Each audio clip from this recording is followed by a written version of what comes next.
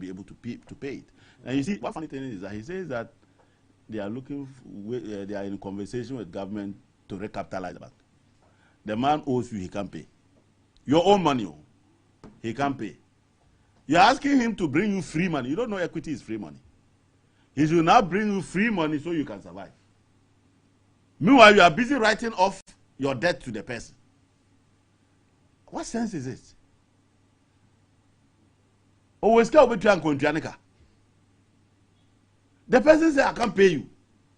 You have agreed to write it off.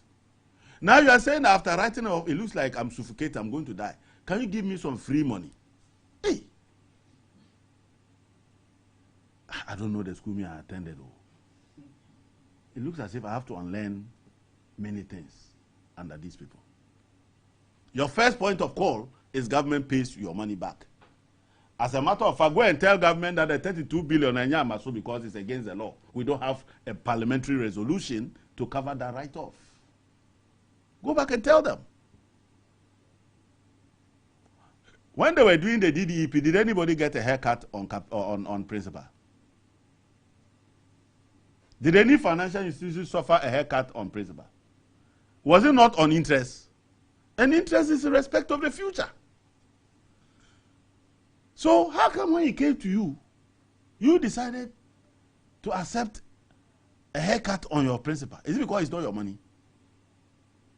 You see that it's because it's their own money. They can't even get their board to approve. There's no way any of the banks would have gotten their board to approve that the principal should be subjected to a haircut. But you, because it is not your money, you decided that you will give up a haircut. The impairment of 48 billion amounts to more than 50% of government exposure of 80 billion. So something is seriously wrong. Mr. Speaker, I must put it on record that in 2020, the BOG supported government with a 37 billion overdraft, and not the rate or the amount my colleague on the other side stated. So, Mr. Speaker, we are not shying away from the fact that BOG supported government in 2022. In 2017, when the banks went into solvency, Government of Ghana came to support Bank of Ghana with about 20 to 25 billion to enable them address that issue. So, Mr. Speaker, if today the Ministry of Finance, the government through the Ministry of Finance also needs support, I don't see why we shouldn't do the same. And Mr. Speaker, beyond that, as part of the measures to streamline and help us guide our macroeconomic stability, we have an MOU with BOG not to finance government anymore. So, Mr. Speaker, that is that. Again, I also want to address the issue of the 0.8 months import cover. When you look at the definition of import cover from IMF and you look at the definition of import cover from Bank of Ghana, they are two different things. This is also science and data. When you get onto the IMF webpage, look for the Ghana program, page 3. It is right there. And let me read, Mr. Speaker, with your permission. It says that program definition for the IMF for our reserves excludes oil funds, encumbered funds, and pledged assets. For the BOG, the the international reserves includes oil funds, encumbered funds, and pledged funds. So that is the difference. That is the difference. Mr. Speaker, I also want to go to and address certain things that my colleague said on the other side concerning the loss of 60.8 billion that was stated in the BOG financial statement. Mr. Speaker, every statement, every amount on any financial statement comes with notes. So when you are giving the public information on that, you should read the notes and make sure you tell it as it is in the notes.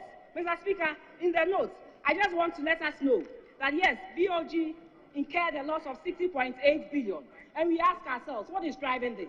Mr. Speaker, in the first place, the domestic debt exchange that we embarked on last year, you all agree with me that with a principle for other consumers, there was no haircut on the principal. But with BOG took a 50% haircut on the principal of the domestic debt exchange. And that alone amounted to 32.3 billion Ghana cedis, Mr. Speaker. So when you take that out of the 60.8, Mr. Speaker, I'm coming. I'll give you the breakdown for you to know why there was a loss of 60.8. Mr. Speaker, beyond the the 50% principal haircut. There was also a marketable instrument of 16.1 billion that BOG had to take a hit on. And finally, with the adjustment of the cocoa bonds too, there was a loss of 4.7. So when you put all this together, you get 53.1 billion.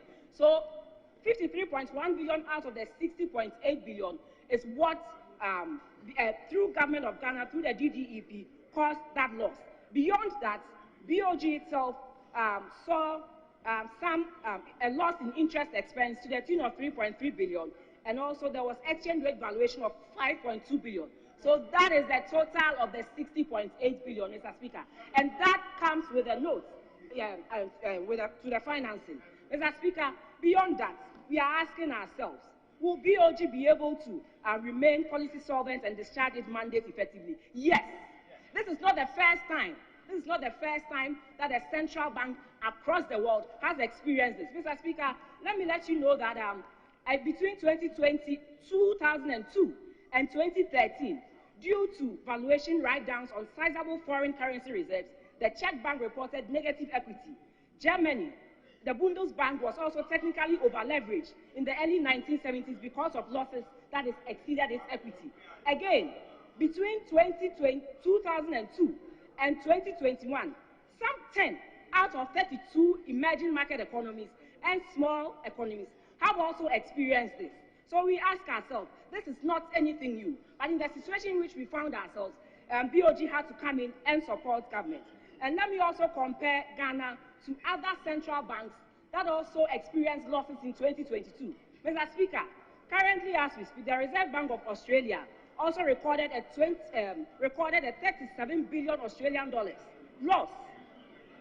The UK bank, currently as we speak, Mr. Speaker, this is current, on the 25th of July, the Financial Times reported that it faces a 150 billion loss at the Bank of England. Mr. If you can.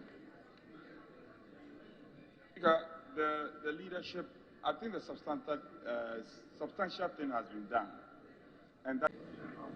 And to make appropriate recommendations for the consideration of this August House. The Speaker, this motion is a very, very important one, and I pray that this House will approve this motion under Order 191.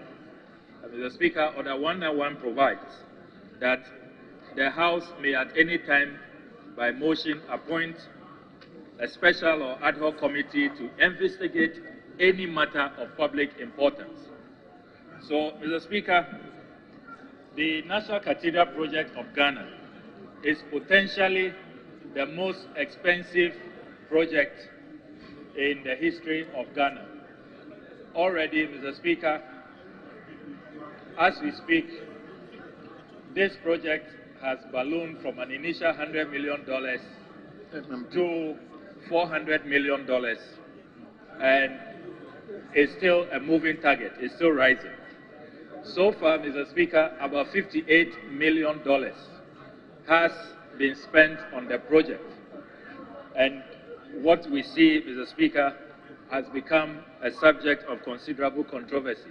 We only see a whole, and we are not too sure really if it is $58 million that has gone into the project. We know that the project has been abandoned since March last year, March 2022. As we speak, the cost continues to go up. There are liabilities, there are interests, and then there are suspension claims, which on its own runs into about $52 million by my checks. Then, Mr. Speaker, there have also been demolitions. The passport office was demolished, the scholarship secretariat was demolished, judges' bungalows were demolished, the Judicial Training Institute was demolished, the Mali ambassador's residence was demolished, the Comsys IT firm was demolished, and the Waterstone Realty was demolished. There are all kinds of compensation claims being made, running into hundreds of millions of dollars. So, Mr. Speaker, this is a major, major issue. And as we speak, eminent priests on the board, some of them have resigned. Pastor Otabil has resigned. Bishop Dakiwad Mills has resigned. The latest person to resign is the Attorney General. So, Mr. Speaker, every day there's a new controversy, there's a new scandal about this project. And this House cannot sit aloof. We cannot shirk our responsibilities. And that is why my colleagues and I are sponsoring this private members' motion that this House should be seized with the matter properly. Let's have a special ad hoc committee to focus attention on this matter because it's about the public purse, it's about scarce national resources, so that we can get to the bottom, unravel the mystery, learn lessons. Cathedral, no, they are going to be as you BECE. They are going to be as you BECE. You see, we are, and Sana, they walk out. Cathedral, no, they are going to be as you BECE. They are going to be as you BECE. You see, we are, and Sana, they walk out. The whole town. Look, the whole town. Who will waste his own money to do this? Will former President Mahama waste his money to do this? Will President Nana Akufo-Addo waste his money to do this? Look, just look. Just look, thousands of rooms. Thousands of homes. This is serious, this is sad. Government should wake up. This is sad. Very, very, very, very, very. I just came and bought 50 acres of land just close to this place to put up my own housing project. But if I look at this, I get sad. I have just acquired 50 acres close to this place. And can we be sure that we're doing the right thing as government? Can we be sure? Are we serious? Anyway, I am calling the president to make good use of this place for the people of Ghana. Or else, very soon, I will invite Ghanaians to come and start living here for free. I think it would be better if they start living here for free. Okay. Look, just listen to the noise. The windows are hitting each other. Boom. Look at it. Open the gate. Beer. Yeah, look at how all the glasses will break. All the glasses will break. All the windows will break. Can you imagine? Look at the noise. Yeah, but is it not better than wasting it? Yes. Look at the inside. You see? Huh?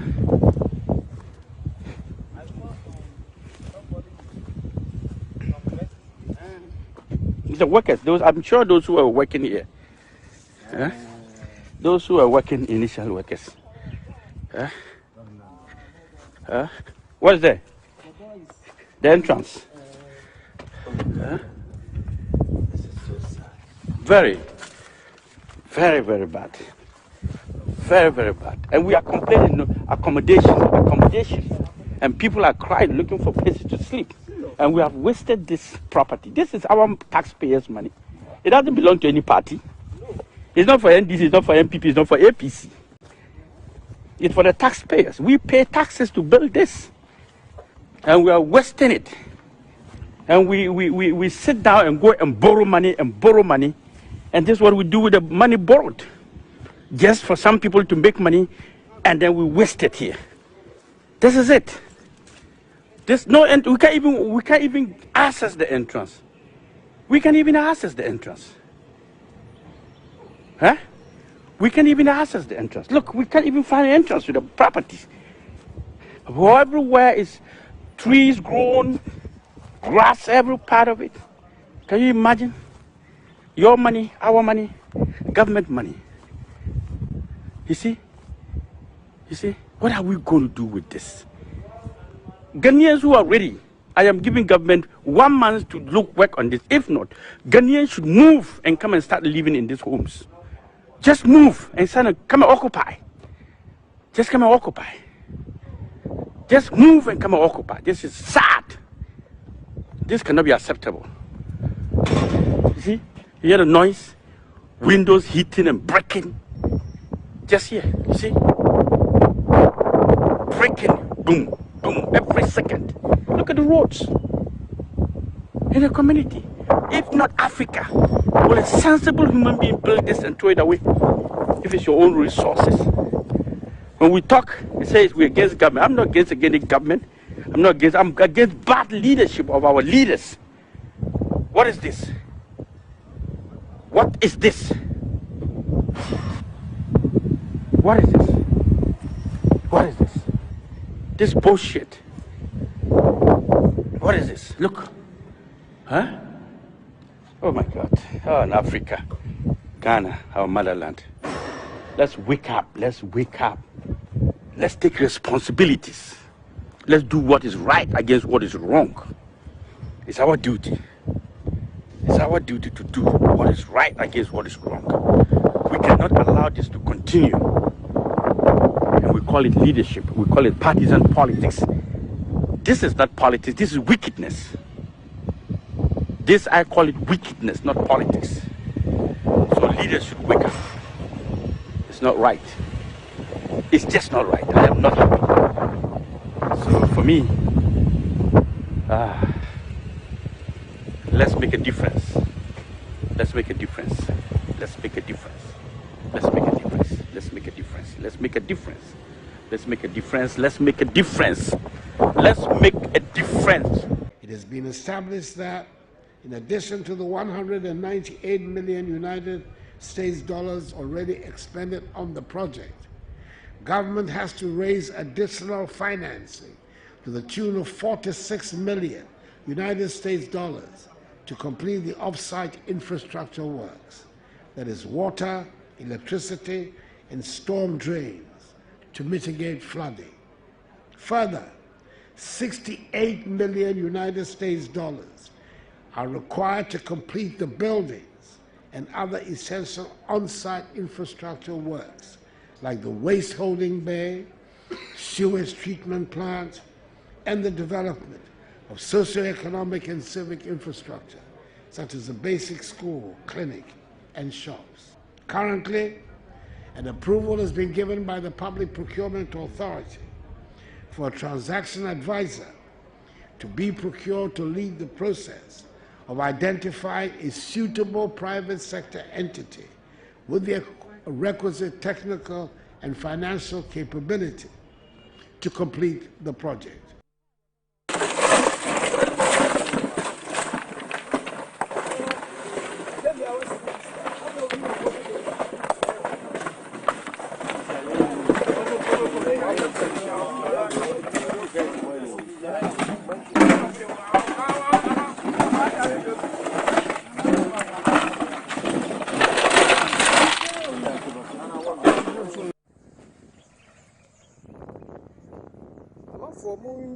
Asema ekoso ayi ewo bole bamboy eya reho se oman ya etimu asipanyi bia eni oman so China fo fi omukuru mu a China fo ebesa ye black voter a ye nim kaneti se black voter no nde black voter sai eya reho pa se obi ana onim black voter tete no kura yesu ano o gina nsu na no na fish wo nsu no mu a utumi se fish and a name swim, but in there, Ujina black voter near who she soon in near a photo.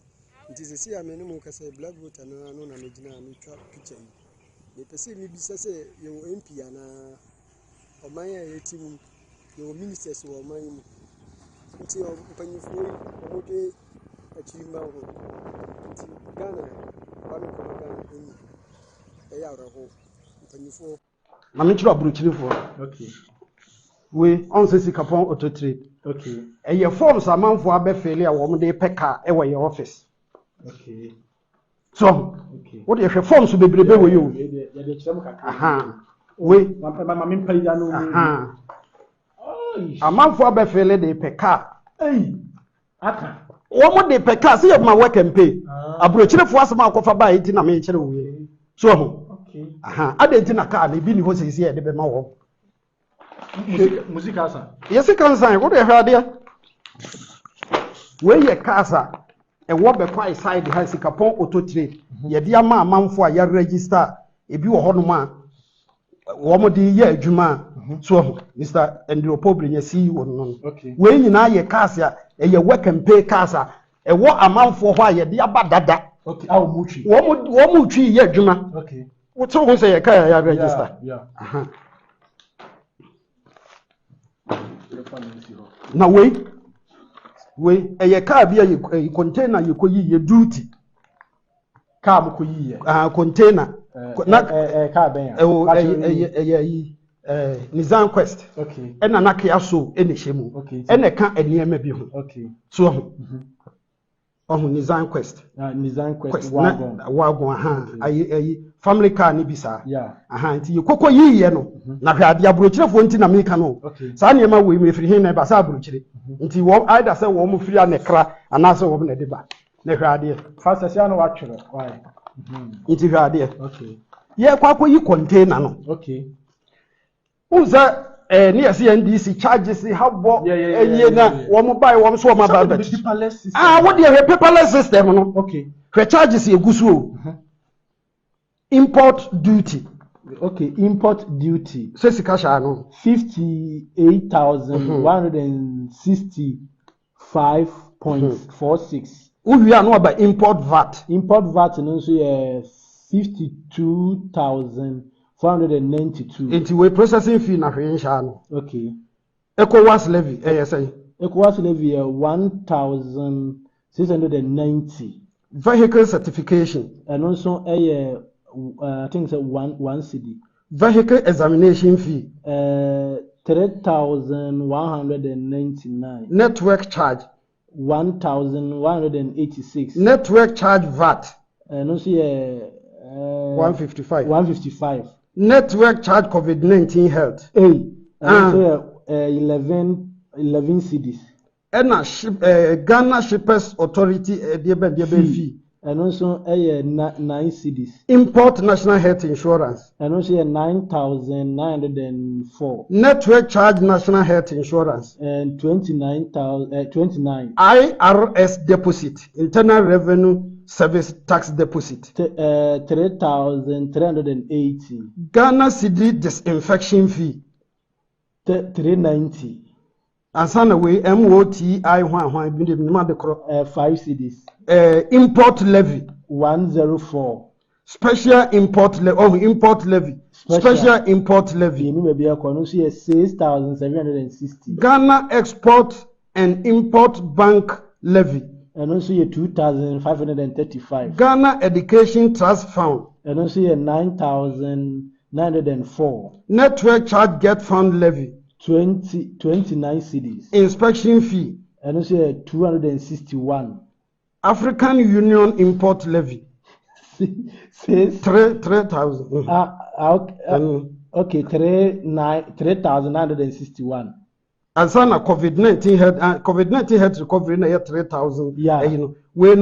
African Union 676.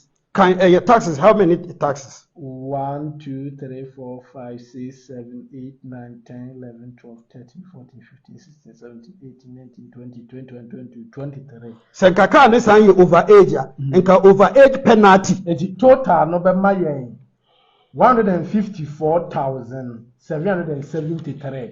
Na say 1.5 billion. Nti abrochire ni no afana na bibi ama no ntene be. Abrochire for de adu no antira. Eye duty no. It is a say me bra no this year yentimi fa ka ba kokora mai. Cars ni de wo ho. Wo de me say me sende me de cars ni bi fira kreba no. Me sende video na ma. Na ma amamfu hu se sikapon ototire. Your office wo ko hu mfuturo. Yeah. Ye ko bie. Bosom no so ana wo mo akra no wo ho no. Na se cars ni wo ho. Be ka no.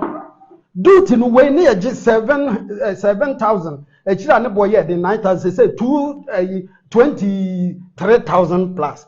Car no so ye to. No ship the bar. Ni koko yia. Ni ye comprehensive insurance. Ni the amount. Now this can be at us here. Now what it.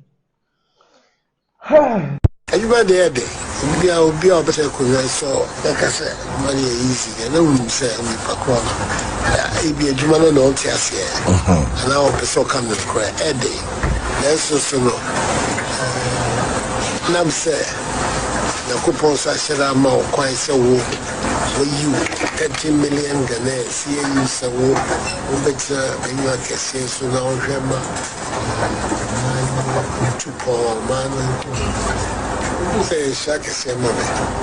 They told all their communicators, anytime you mention Mahama or NDC, say incompetent. So you hear Baumia and Co say incompetent Mahama administration, incompetent. You've never held any responsibility anywhere near presidency before. You don't know what it is like to be president. So boy, I will take that word from Kufuor or from Rawlings because they've been there before. All of you guys have never ever come near the presidency. You know what it is to be a president? And you stand and say, incompetent Mahama administration. Incompetent Mahama administration. So boy, what do you know about competence? All of them in the offices they occupy, they should show us what competence they displayed.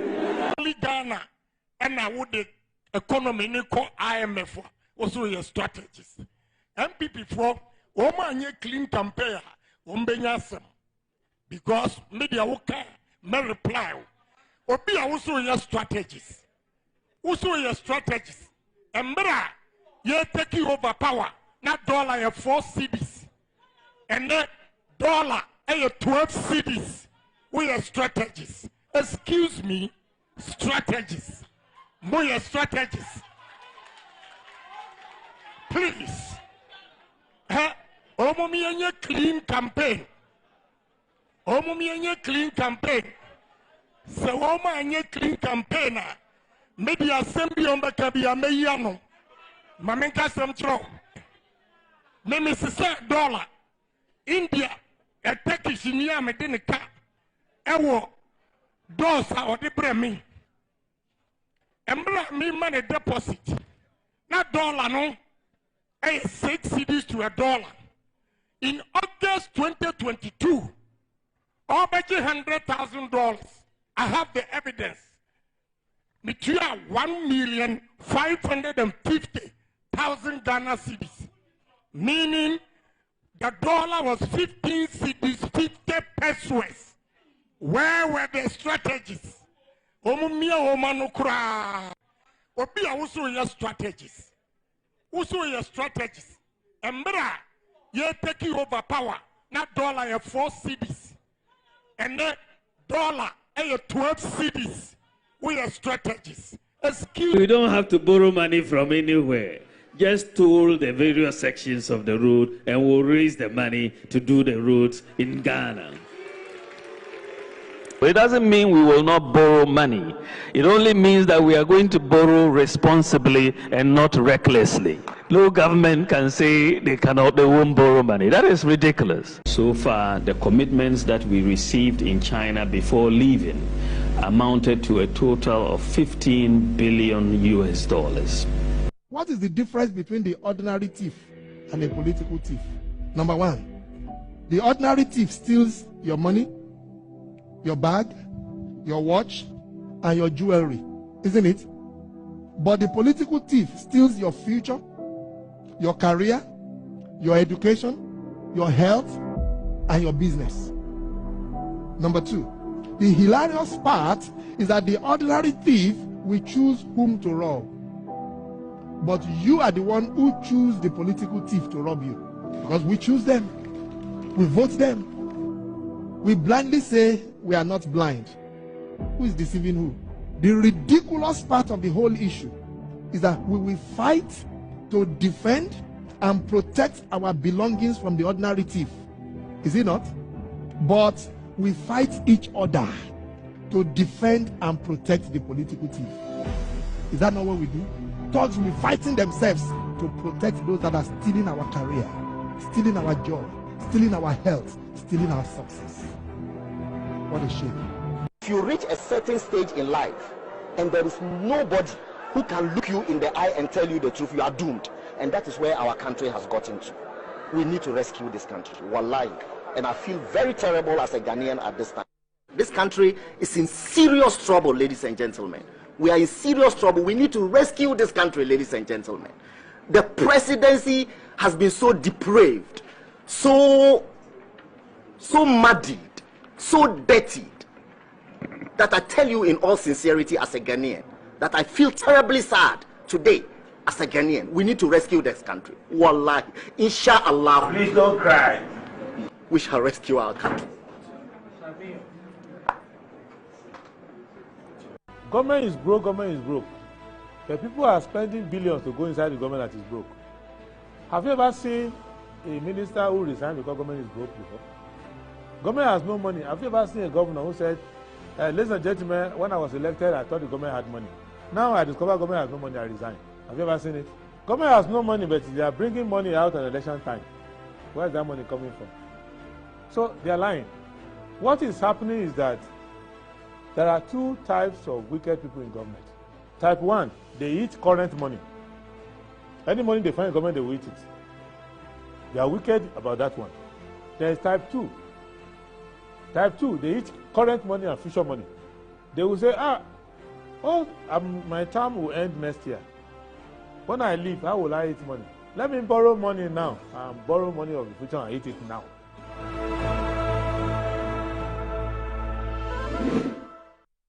Right, hello, good morning, and welcome to the show. This is Good Morning Ghana live on Metro TV. It's a Tuesday, the 8th day of August, 2023. By His grace, we're live and we're here with yet another edition of the show. Our gratitude to go to the Most High God for the rare privilege of being alive, and of course the opportunity of having another conversation around the top stories making rounds here in our dear Republic. I'll let you into our panel for the morning's conversation shortly. But let's take a look at the front pages of our newspapers. Daily Graphic. 2022-23 scholarships. Get Fund gives to more local students. Researchers develop model for chronic pain management. BECE takes off smoothly. 57 prisoners, juvenile inmates, sit exam. Ghanaian Times. Towards efficiency, upholding fiscal discipline in public emergencies. Will be faithful with public resources. Finance Minister vows as he launches policy documents. Ghana's problem is not the absence of policies and documents, it's implementation. 602,457 candidates begin BECE nationwide, 51 prison inmates included. Indiscriminate sand winning along shorelines. Ghana risk losing beach tourism potential if, that's according to Professor Mensah, KNUST student allegedly stabbed to death by colleague. Daily Guide. Mahama jabs Nana after blowing $200 million on Saglami project. 3 busted for hospital drug theft. I'm highest ranked NDC member, Bagbin. NPP special pools ready. Atufosin drops trial judge allegation. The New Crusading Guide. I can bet on your victory. Ejisuma Hene assures Alan. NPP fights NDC over economy. Please arrest former Willensi MP over fraud. Efri Akoto hosts 6 NPP founding fathers in Ashanti. We will give Akwetia development renter chief and Sansas Rako dynasty promises. Fight against Galamsey. River guard system is the panacea. The Insight. Alan Sheikh's Kumasi gets massive endorsement from Ejisuma Hene. Adam GH calls for removal of COP Alex Mensah as it condemns plot to kick out IGP and CDS. Nana Abroko Asare vows to recapture Sojaman's seat for NPP as it files nomination forms. Former MP for Willensi Bastard. National Food Buffer Stock Boss Alhaji Hanan Abdul Wahab files nomination to contest Pusiga seat. Nigeria Senate refuses to support Ecowas plan for West-backed military intervention in Niger. The Daily Statesman. Get Fund disburses 25 million cedi scholarship grants. Over 4,000 students benefit from package. In team, youth vital to NPP's victory in 2024. NSS cautions against posting scammers. Africa Bar Association, Ernest Akufo-Addo. UCC honors top AG pastor. I'm sure it's Assemblies of God. Refinder. Shraj spent 2.1 million cedis wrongly. Auditor General orders recovery and refund. Get Fund disburses 25.2 million cedi scholarship grants to 4,279 students. 2023 BECE takes off smoothly in Accra. Only Accra. Africa Bar Association confers Medal of Merit in Leadership Award on President Akufo-Addo. I can bet on Alan's victory, Ejisuman Hine. And that's about it. For the front pages, we'll be back shortly.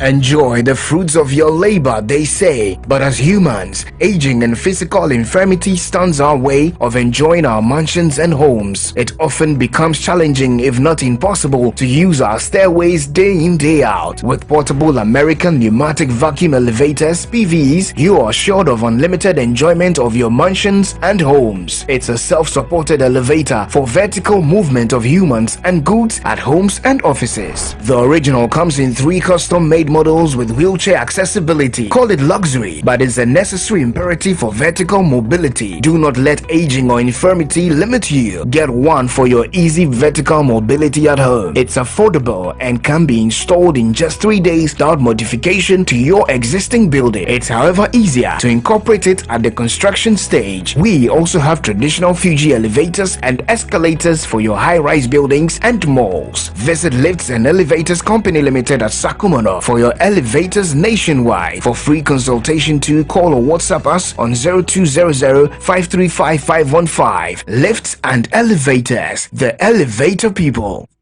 Betway is your gateway to a theme park full of gaming excitement. A whirlpool of wonder where your favorite games come to life. Where you can take to the skies with max payouts that reach into the millions. All in the palm of your hand. Visit betway.com.gh. Terms and conditions apply. Betway is regulated by the Gaming Commission of Ghana. No under 18. Bet responsibly. Betway. Bet your way. Sometimes the unexpected happens and the hero falls down in his own story. But he needs not stay down for long. Cosmopolitan Health Insurance is your trusted health partner. Whether an individual building a business, with Cosmopolitan Health Insurance, your medical care is our concern. For the best health insurance solutions for corporate institutions, groups and associations, families and individuals, choose Cosmopolitan Health Insurance from our over 700 accredited health service providers nationwide. Call us on 0302 540 668 or 0501 678 547 for all your health insurance solutions. Cosmopolitan Health Insurance, your medical care is our concern. My name is John, and this is my long-time crush, my cookie dipped in strawberry yogurt. On this scorching hot afternoon on our way back from a long job hunt, we met this good Samaritan who offered us a 6 weeks later. A special wedding reception for our bride and groom. And there she is, my cookie, dipped in someone else's yogurt. Who holds the moolah, calls the shots, play game by games, the easiest lottery to play and win. Big 4 numbers from 0 to 9 up to 3 times daily to become one of our daily lucky winners. Dial *946# to play now, or you can also play online at www.gameparkgames.com. Game Park is regulated by the National Lottery Authority. Do you need a place with a stunning view and serene environment just beneath the Green Mountains with a commercial center and recreational area with an amazing park? Then look no further. Hello, sir. Hi. Welcome to Rehoboth Havens, the most affordable yet luxurious gated community located in Damfa, Accra. We have 2 and 3 bedroom houses with spacious park. Let me show you. All of our rooms come with beautiful porcelain tiles, durable fitted kitchen cabinets, constant water supply, electricity and water 24/7.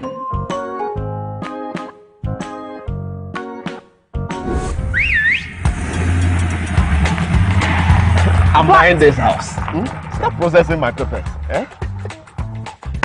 Move it, move it. If you're living in Ghana and want an affordable and luxurious house to buy, look no further than Rehoboth Social Housing Limited. Oh, and to those from the diaspora, aren't you tired of living in places that doesn't belong to you? You can also own your house and be your own landlord from Rehoboth Social Housing Limited. I have my own, Bosu Landlord. Contact us now. Rehoboth Social Housing. Your housing dream becomes reality. For over 20 years of serving the world with herbal and alternative medicine, we've been successful in treating complicated medical conditions with a perfect combination of herbal and alternative methods of treatments like homeopathy, naturopathy, reflexology, and many more. We deliver excellent and effective service to people from all walks of life through scientific and traditional means. We have a well-equipped laboratory with advanced diagnostic and treatment devices to help detect your illness, so we know the right medication to be given. At Amen Scientific Herbal and Alternative Medical Hospital, we are proud manufacturers of our own herbal medication.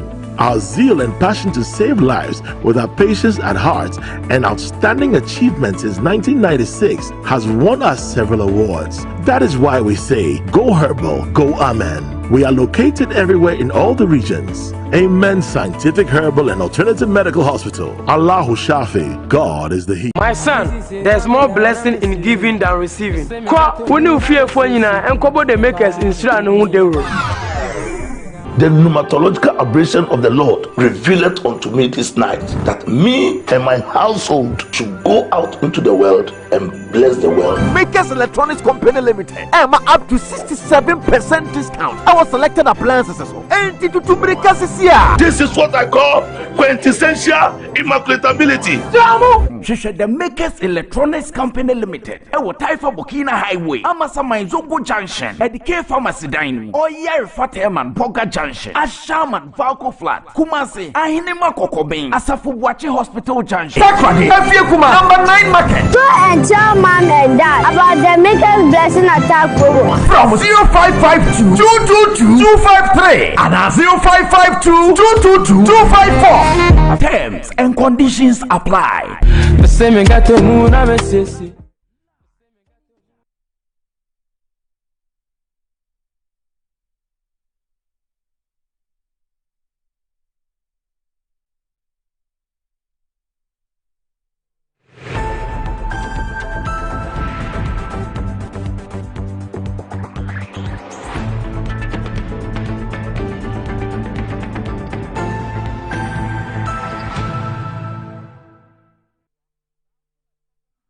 Right, welcome back to the show. If you just joined us, this is Good Morning Ghana Live on Metro TV.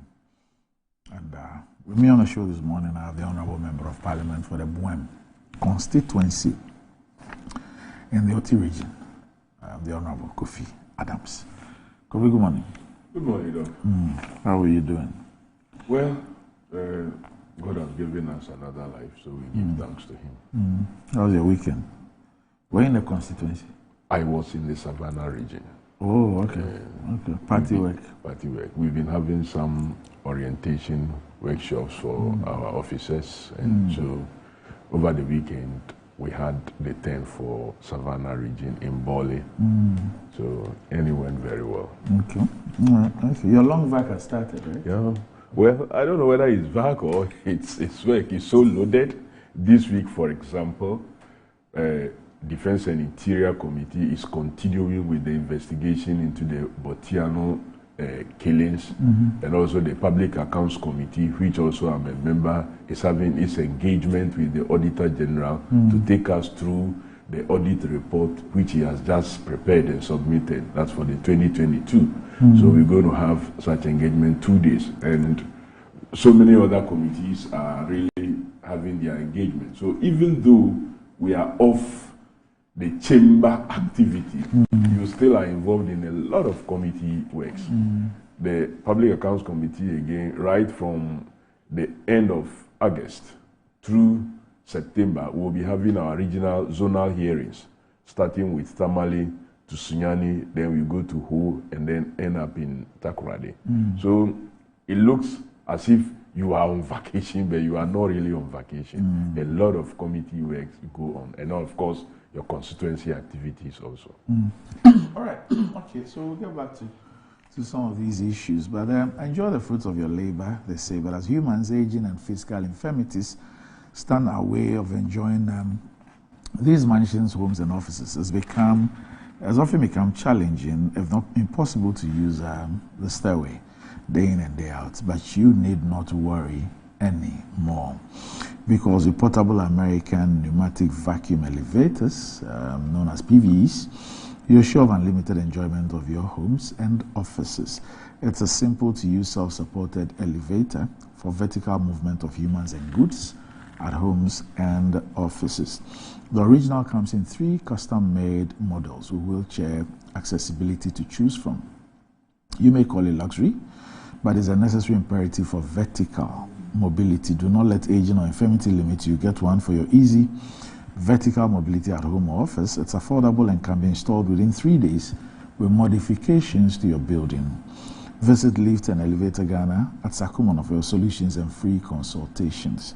And you can reach Lift and Elevators Ghana on 0200 535 515, 0200 535 515, or email them at elevatorsgh@gmail.com. elevatorsgh@gmail.com. And what does wealth mean to you? Do you want to live like a tycoon? Remember, who's got the molar, got the power. Ghana's newest lottery game draws live on Adom TV at 9 a.m., 12 noon, and 6 p.m. daily. Now pick up your phones, tablets, and computers and download the Game Park Games app on Play Store. You can also play on the website www.gameparkgames.com, www.gameparkgames.com, or by dialing *946# on all networks. Just choose 4 numbers from 0 to 9. It's easy to play and it's easy to win. Charlie, make we play this game and make some moolah. Nobody beats our out in Ghana. Game Park Games, more moolah, more power. And this game is regulated by the National Lottery Authority. This is not for persons under 18. So play responsibly. And you need to secure your future. And one of the things you need to do is to secure quality education and certification. So why don't you secure this future with the Accra Business School? Boost your career with their prestigious MSc degrees from KNUST. Pick from Human Resource Management, Communication and International Marketing, International Relations, Public Affairs, or IT Management. In just 12 months, the MBA can be yours. Dive into the BECE programs in IT security and cyber crime, IT management and business management, endorsed by top universities in Ireland and Wales. Accra Business School offers flexible entry payment and learning options convenient to you. It's time to unlock your potential and take position. Visit www.abs.edu.gh or call 0263 888 555, 0263 888 555. or 0263 888 666, 0263 888 666, or visit the Accra Business School campus at the Spintex Road, Christ Square. Let Accra Business School elevate your future today. All right. Okay, so Kofi, in your let me use this expression, your previous life, although you have not died and come back. In your previous life, you were a teacher. Yep. Not so? That's correct. At Adisado? Yes. Okay. You were teaching of science? Yes. I taught biology and integrated science. Okay.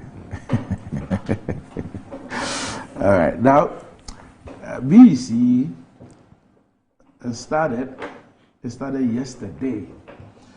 And we're told that about 602,457 candidates began the exam. And I'll be speaking with Kofi Asari of EduWatch. They have some interesting findings that would want to look at. And when we reach him, we'll deal with that. But we're told that This represents an increase of 49,049 over last year's figure of 553,488. We have 300,323 males and 300,391 females. And private candidates are 889 males and 854 females. So we have quite a few private candidates, 1,743 private candidates. And we all know that it's basically has to do with free SHS. But as we wait to speak with Kofi Asare, there's an interesting story that I've seen. I find it quite interesting and intriguing. I'm in caught in many minds on this particular story. But Kofi Tonto is also joining us here as a government spokesperson. Good morning, Kofi. Very good morning to you. Right. I sincerely apologize. I was caught up in traffic. Right. So my sincere apologies. Okay. It won't happen again. Don't worry, next time you get a sky train. Let me say a very good morning to Honorable Kofi Adams. Again, just like Honorable Segafia, growing up, he's one of the people I used to also listen to. Even though I disagreed with him on several issues, he had the candor and the calmness in debating his views, etc. So it's a privilege to be on the same platform with you. I hope we have a very fruitful discussion. Yeah. Right. So this is a story that caught my attention. 51 prison inmates sit for BECE nationwide. And the details of the story is really what, and when you look at the picture, the center spread at Ghanaian Times, I don't know if the camera can capture them. It looks like they have their own uniform, like blue trousers and white shirts. And these are supposed to be prison inmates. Okay. Now, says that a total of 51 of them are taking part in this year's basic education certificate examination across the country. And this is according to DDP Millicent Wusu. Now, all are males. All are males. 26 from Senior Correctional Center in Accra. I'm sure that's what the place we used to call Abofra. Boston. Okay. So the name is Senior Correctional Center. Then 9 from Insom Medium Security Prison, 8 from the Kumasi Central Prison, 4 each from Sunyani Central Prison and Anchor 4 Maximum Prison. And they were escorted by prison officers to their various centers and back to the prisons after writing their first paper, Religious and Moral Education and English Language. And now we're told that the inmates were between the ages of 13 and 18 who were juvenile offenders. And then you had a few also between 18 and 21 years. And the inmates were taken through intensive training by professionally trained teachers of the Ghana Prison Service and some teachers from the Ghana Education Service. Quote, the officers are always with them, teach them and meet them every morning to discuss past questions and other things so that they will be abreast with what is happening outside the world to enable them write the exams just as the ordinary candidates. DDP also ever said that the only challenge faced were inadequate teaching and learning materials for the inmates to upgrade themselves. And nonetheless, we sometimes solicit for funds from benevolent individuals and organizations to assist in providing this modern equipment and materials like computers. Among others, since the government could not do it alone, the government absorbed the registration fees of the inmates. And after excelling the BECE, they got enrolled into senior high school programs being organized by the Ghana Prison Service. Okay. So the Bostal has been there from 1947. Initially, it was under the Department of Social Welfare until 1958, when the Ghana Prison Service took over. And I don't know why, but I find this story very touching. I mean, I'm looking at them, how focused they are on in writing the exam, and they're actually even in mask, you know, and you see how they are dressed and all that. I mean, being in prison and studying to write exams. Rani, prison, even though people go in there as punishment is also intended to reform EU. It's become a challenge because of the lack of space in our case. That prison has become even a breeding site for even more criminal activities. And these days, you find persons sending you all kinds of fraudulent messages. When the police investigate, they land in some of these prisons. So it is touching, but not surprising, that some would have the discipline to go through the processes of studying and writing an exams. Indeed, University of Cape Coast is actually running degree programs for prison inmates. Yeah, some have. I think some have even graduated. So there are some who have actually graduated from use. They run a special program for them. So there is opportunity for them to go through even all levels. So it's a good thing.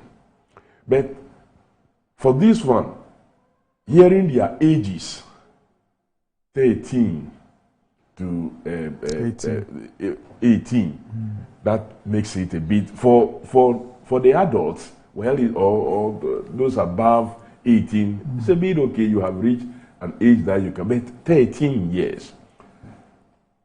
What kind of situation would have landed a person in the juvenile prisons for them to go through all these processes? But at the same time, I must say that I'm happy that for these 51, their education was not curtailed by the fact that they have been in a restricted environment. What we need as a country is to begin to look at possibly recruiting some more teachers that will be dedicated to handling such persons also. Because the officer that was quoted in the story complained of lack of some resources, and funding has been a challenge. And I'm sure teachers to handle them also would necessarily be a challenge. If we cannot build permanent school blocks because we do not have the resources, we can support this project with human resource at least, so that even if it is a shed that is already available where they are training them, that is where these teachers will go regularly to go and give them tuition. That should be fine. If it is the case that, like we do in the military, where some persons who have trained as even medical doctors, professionals, get recruited into the military to perform various roles, we will be recruiting teachers also who will become prison officers to be able to handle that part of the project of the prisons. That should be, I think, a good thing, so that nobody is really left out. If you go to the United States, you will find professors. I was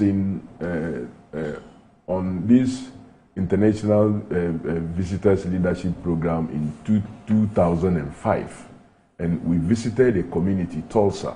So we were taken to a small school. Which program were you on? Youth leadership. Oh, okay. Youth leadership. Okay. Youth leadership. Tulsa, Oklahoma. Yeah. Okay. So we visited a small community. I was in media. Okay. Same year. Oh, okay. Same year. I left Ghana, in December, getting to end of December. So we did ours through January into February. We went January into February, and then okay. All right. Then maybe we mixed. We visited a number of states. I was in San Diego. 13 from Washington. different African countries. Oh, okay. So we started from Howard State University. Oh. And then we ended at Florida State University. Oh, wow, that's good. That's good. I was there with this Nigerian actress, Hilda Dokubo. Okay. So she was part of our team. Right. So we visited this community and were taken to a school that is specially designed in a way that some of these kids that will otherwise described as truants have opportunity to go and do what they want to do, but they still will come for some kind of training. In the course of the engagement, someone came who had gone through that process and has become a specialist professor. So it should tell you that no amount of restriction should stop you from achieving your goals or your targets in life. So this is good, and I'm happy that you brought it up for mention. Right, Kofi. We have two Kofis. Well, I certainly concur with the Honorable Adams. He's right. When it comes to prisons, primarily is to reform and then also to curtail the people returning back to prison. They have a word for it. I never know how to pronounce it. It's recidivism or something like that, which is the tendency of a convicted criminal to reoffend. So as you reform and help people to be better and contribute to society when they come back, the most important thing is that they do not return back to jail. That's also another important thing. But how do you ensure that people do not return? Is by offering them the skills through education or other, hard skills, technical skills, or even soft skills. It presents also people opportunity to write and read and entrench their understanding in very difficult subject matters.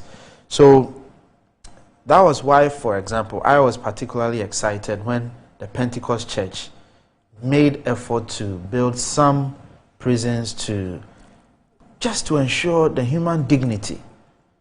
Because you see, once our brothers and sisters find themselves there, and per my last check, we have about 15,000 Ghanaians or so in prison.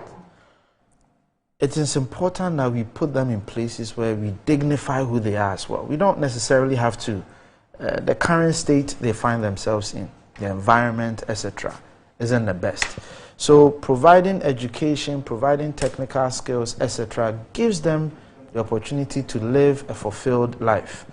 Aside from maybe convicted murderers, that's a different story. But most people there, especially the juveniles, etc., have committed minor crimes here and there, and we certainly have to commit resources to make sure that we reform them, and then once they return to society, they become people who contribute immensely to society as well. So I side with you. This is a great thing. I'm equally excited that they are educating themselves. I think it's the right thing to do. Okay. So one of the things that we don't do too well in this country, it's a review of policy. And most of the time, there is talk of policy. We all speak about the positives, what it is intended to achieve. But in the course of the implementation and after a period of implementation, we really do not do the hard work of actually reviewing these policies to first of all find out if what it was intended to achieve has been achieved, and whether perhaps there were some factors beyond or underemphasized during the period of implementation, which have turned out to be some serious factors. Now, what am I speaking about? So, for example, if we speak about the free SHS, it was supposed to, so financing was identified as a key, if not the reason, why a lot of students are unable to go through secondary school. But over the years, we see a disparity between those who actually enter, and then when it's time to sit for the WASI, those who actually sit for the WASI. Yeah. We're yet to see any serious work on what is the reason for that disparity, because once you've taken the issue of financing out, and you still have those numbers, you must be interrogating to find out if indeed there are other issues, or there will be other issues, what these issues are, and how to deal with them, because the objective is to ensure that you don't leave anybody behind, unless it is as a result of death. You know. Now, when you come to basic level, because we're speaking about the BECE, I saw the numbers. Yes, you look at the basic level, it is also free, just like senior high school. The only thing, and this is my view on it before I get to the data, is that in Ghana, at the basic level, the preference is private. Yeah. And then at the secondary level, it is public. What we have really done to change this is also another issue. And for me, sometimes it's not about we have put in 5 billion, or we've done this, but as whether what you've put in has brought out the outcomes that you intended to achieve. So what Africa Edu Watch, and I told you earlier that I was going to speak with Kofi Asare, who's the executive director on this issue. What they've done, yesterday they issued their policy brief number 28. And what they've done is a 10-year analysis of BECE participation in Ghana and progress and emerging issues. I'm told that we have Kofi on the line, so just go straight to him on this issue. Good morning, Kofi. Morning, Randy, and morning to your panelists. How are you doing today? By God's grace, thank you. All right. Okay, so I've been looking through your policy brief, volume 28 from yesterday, and it's quite interesting. Now, you have given us the data, and I guess the key point you make, or there are actually two key points. One is the fact that for the first time we have more females than males. I think that there is a difference of about some 60-something, more females than males. But then a key thing that your workers raised is the fact that out of the 900,000 plus kids who started school 10 years ago or 11 years ago, it's only a little over 600,000 that are actually sitting for the BECE, which means that along the way, we have a third, over 300,000, that could not complete this 11-year school cycle.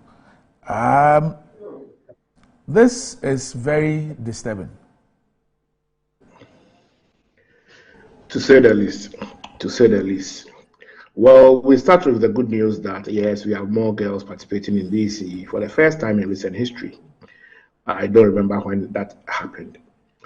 And for me, it is good news, not just because of the investment that governments in the past and at present, development partners, CSOs, parents have made in girls' education, but also the fact that in 2012, when this cohort started their journey, there were 6,000 more boys than girls then. So for that to turn around and metamorphose into 68 more girls than boys, it means that the girls have shown more resilience, traveling along the 11-year journey. And that is a plus for girls' participation in education and girls' education in general. But yeah, as a country, our target is not to ensure that girls are fully participating and completing basic education. As a country, we are guided by 38(2) of our constitution, which simply says that there shall be free, compulsory, universal basic education for all Ghanaians of children, all Ghanaian children of school-going age. And so it includes both boys and girls. Consistent with our constitution, the Education Strategy Plan 2018-2030 sets out government's targets. Now by 2030, the completion rate for basic education is 100%. And what is the completion rate? Completion rate is when one, after enrolling at KG1, is able to finish junior high school 3 and write BECE. That is the completion rate. So casting our minds back and looking at the cohort survival, a cohort that enters KG1 at 900,000, and then completes with 600,000 writing BECE, obviously would raise issues because statistically, 33% have left the school environment. And then so the question is, where are they? This is not the first time. Last year, we did a similar tracer and it was about 240,000 accounted for. Now it's about 3,000. So as stakeholders, we must all be worried about the whereabouts of them, even though we know majority of them are subjects of dropouts.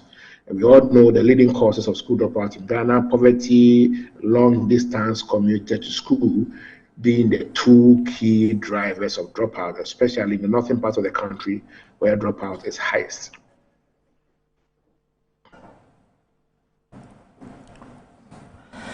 Right. I guess that we lost Kofi's line there, but we'll try and get Kofi. Okay, Kofi. Okay, Kofi, I thought I'd lost you, but good that I have you on the line. Now, Kofi, basic education is free and has been free for a long time under F-Cube. Yet we're seeing these huge numbers dropping off. What would be the key issues why it is free?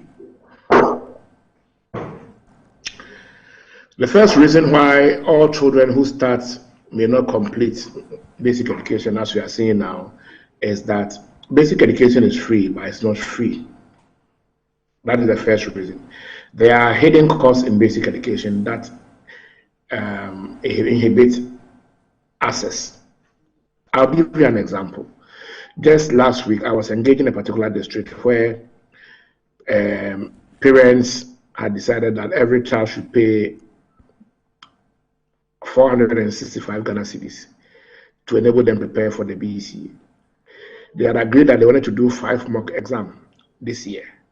And they agreed to buy some workbooks and other materials that ordinarily should have been provided by the government if basic education was free. Parents who could not afford to pay reach to us. That is exclusive. It's an exclusive tendency. You know, that tendency is likely to exclude the poor. So a lot of people may not complete school because they don't have the money, even though it's supposed to be free. I'll give you another example of schools where if you are given admission, you need to bring your own desk. Some in Accra here. Okay. So if a desk costs about 400 cedis, 500 cedis, it means that you are bringing 500 cedis. And there are also schools where, because there are no textbooks, they will ask you to pay for textbooks. If you go to some districts that we are just coming from, we have been tracking the delivery of and availability of textbooks, workbooks, exercise books in 20 districts. The report should be ready early next month. We just finished the field work. There are districts like Krachi, Jumuru, you know, Tatale, Sanguli, Zabzugu, etc., and Kwanta South, where you enter a whole class and only about 10 students have exercise books. About 2/3 of the class do not have exercise book. I'm talking about exercise book. So in the class without exercise book, and obviously textbooks are scarce. They are not in adequate supply. There are only a few of them for some 3 subjects in most of the schools. So you don't have an exercise book. So the classroom will not be interesting because that's the basics you need to participate in classwork. So people like that normally drop out because the classroom is not interesting. The teacher will not smile at you because you don't have an exercise book. You are actually drawing the class back, and then they will not be interested in coming to school again. And parents will tell you that because they don't have the money to buy these resources, they prefer their children to follow them to farm. You go to a school in Kwanta North, in Kwanta South, and then a school like there's a school called Kechibi in Kwanta South, and they tell you that, well, I prefer to take my child to the farm than to take them to the school because the school there is a tree, you know, and anything can happen, you know. And I remember on one of our occasions we killed a snake at the school when we were collecting data. But the school is just a shed. It's a shed, you know. So if parents will not take their children to school because of the nature of the school environment, you will not have free compulsory universal basic education, even though it's free, but the facility there doesn't encourage. So there are many factors that, even though basic education is free, will prevent parents from enrolling or prevent children from going to school. The last one is the issue of distance, and for me that is the most important factor in the basic education access and completion equation. Distance to school is the major source of school dropout. So even if basic education is free, and one has to, on account of completing primary 6, commute for 10 kilometers to the next community before they can access a junior high school, because they live in the northern region. And in the northern regions, in the traditional northern regions, the 3 northern regions, statistically, about 60% of primary schools do not have access to junior high schools. You understand? It means that when you complete your primary 6, you are going to do a walking journey to the next community where there exists a junior high school. And in some communities, you have to actually write an entrance examination and then you pay admission fee. We've captured this in our declaration report, which we shared with government. Let me find this out from you, Kofi. At the basic level, the termination point is supposed to be GSS 3, not class 6. Yeah. I mean, in our days, we start for common entrance. So for most of the private schools, or for all private schools, it was class 6, in some cases class 7, those who did up to class 7. That was the first termination point. But with the change in the educational system and structure, we now have the GSS 3 as a termination point. How come we have schools that only have up to P6 and do not have a Form 1 to 3? So that's the problem. That's a structural problem. This whole junior high school concept wasn't conceived well at the point of rollout. We started this whole junior high school concept by building primary schools and complementing them with junior high schools. Junior high schools were seen as complementary, but they were supposed to have been an integral part of the design of the architecture, such that it shouldn't have been possible for any primary school to be built without a junior high school. That didn't happen. So we have a structural deficit from day one till date. So 4,000 primary schools do not have junior high schools. 4,000? 4,000. Yes, 4,000 primary schools. You have about 15,000 primary schools. Out of that, 25% do not have junior high schools. And majority of these are in the northern region. That's why the dropout is highest. Because for the northern region, in one particular region, you check and see that 40% of students are dropping out between primary 6 and junior high school 1 alone. Just that between primary 6 and junior high school 1, because they can't cross to junior high school 1. They complete primary 6, they go to another school, they say they have to write an entrance examination, they pay 10 CDs before they take them, and then after they've taken them, they have to be doing 10 kilometers, 10 kilometers, 10 kilometers. Along the line, most of the girls will drop out because you can't survive. That is one major cause of dropout in Ghana. And the traditional northern regions face the biggest brunt of this issue. So you will realize that an analysis of this BECE participation will reveal that the participation is lowest in the underserved regions. And as I'm telling you, primarily because poverty is high, and primarily because they are the ones who have the lowest number of junior high schools, or the highest number of disparity between primary schools and junior high schools. And it is a situation we must confront. Look, I know it will require investment, but as I keep saying, if we don't tackle the bull heads on, this situation will be with us forever. The primary junior high school disparity in our basic education system is the major source of dropout. If we don't fix it, it will virtually become, if it has already become like fetching water in a basket. You will be getting high primary school completion rates, but then immediately you cross to junior high school, then you'll be recording low basic school completion rate, because for you to get basic school completion rate, you must complete junior high school. And that is why we are seeing the huge disparity, 300,000 not being part of the BECE today. Some are saying that some have written international programs like International Baccalaureate or Cambridge, but I estimate that not to more than 10,000. Some are saying some have traveled abroad. How many have traveled abroad? Now let's look at the data properly and look at the regional dynamics. The survival rate is lowest in the northern regions and MOT, where poverty is highest. So the correlation between the low survival rates and poverty and deprivation is there. So how do you bring in traveling to abroad? How many people in the northern regions have the luxury of traveling abroad or writing Cambridge? So we are clear in our minds that there are community-based factors, there are policy gaps that are drawing back our edge to get full survival. But it requires further research, and we are committed to partnering the Ministry of Education and GES to do further research, into the cohort survivor. What are the factors? Where are the students going? What are the drivers? And what can be done in the short term as an intervention, and also in the long term policy-wise, to ensure that we don't have a situation where 33% of our children who start kindergarten are not completing basic school. But Kofi, this thing baffles me, and I'm sure that you're not the right person to answer this question, but I'll still ask it anyway. I mean, what does it take to extend or build JSS 1 to 3 classrooms for 4,000 primary schools? What's the big deal about that? Well, for me, it's a matter of funding. You need about 4 billion cedis to ensure that every primary school has a junior high school. It's a matter of funding and funding priorities.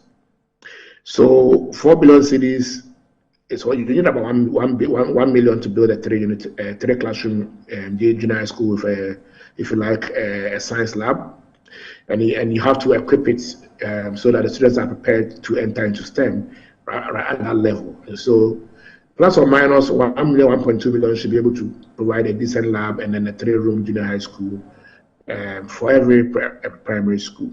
That's in excess of 4 billion. What we must avert our minds to is that we've been heavy on CAPEX in the past 5 years because of free secondary education. The demand for secondary education has risen beyond 50%, and it's led to the point where massive investments in secondary education had to be undertaken. Otherwise, people wouldn't have had spaces to accommodate them in class and in schools. And so a lot of the CAPEX, a lot of the capital expenditure investment have gone into secondary education because of the demand. And rightly so, it is a priority, a justified priority. I think we've gotten to a point where we've reached the optimum. This year, we saw over 160,000 vacancies still existing, even after the computer has finished placing senior high school students.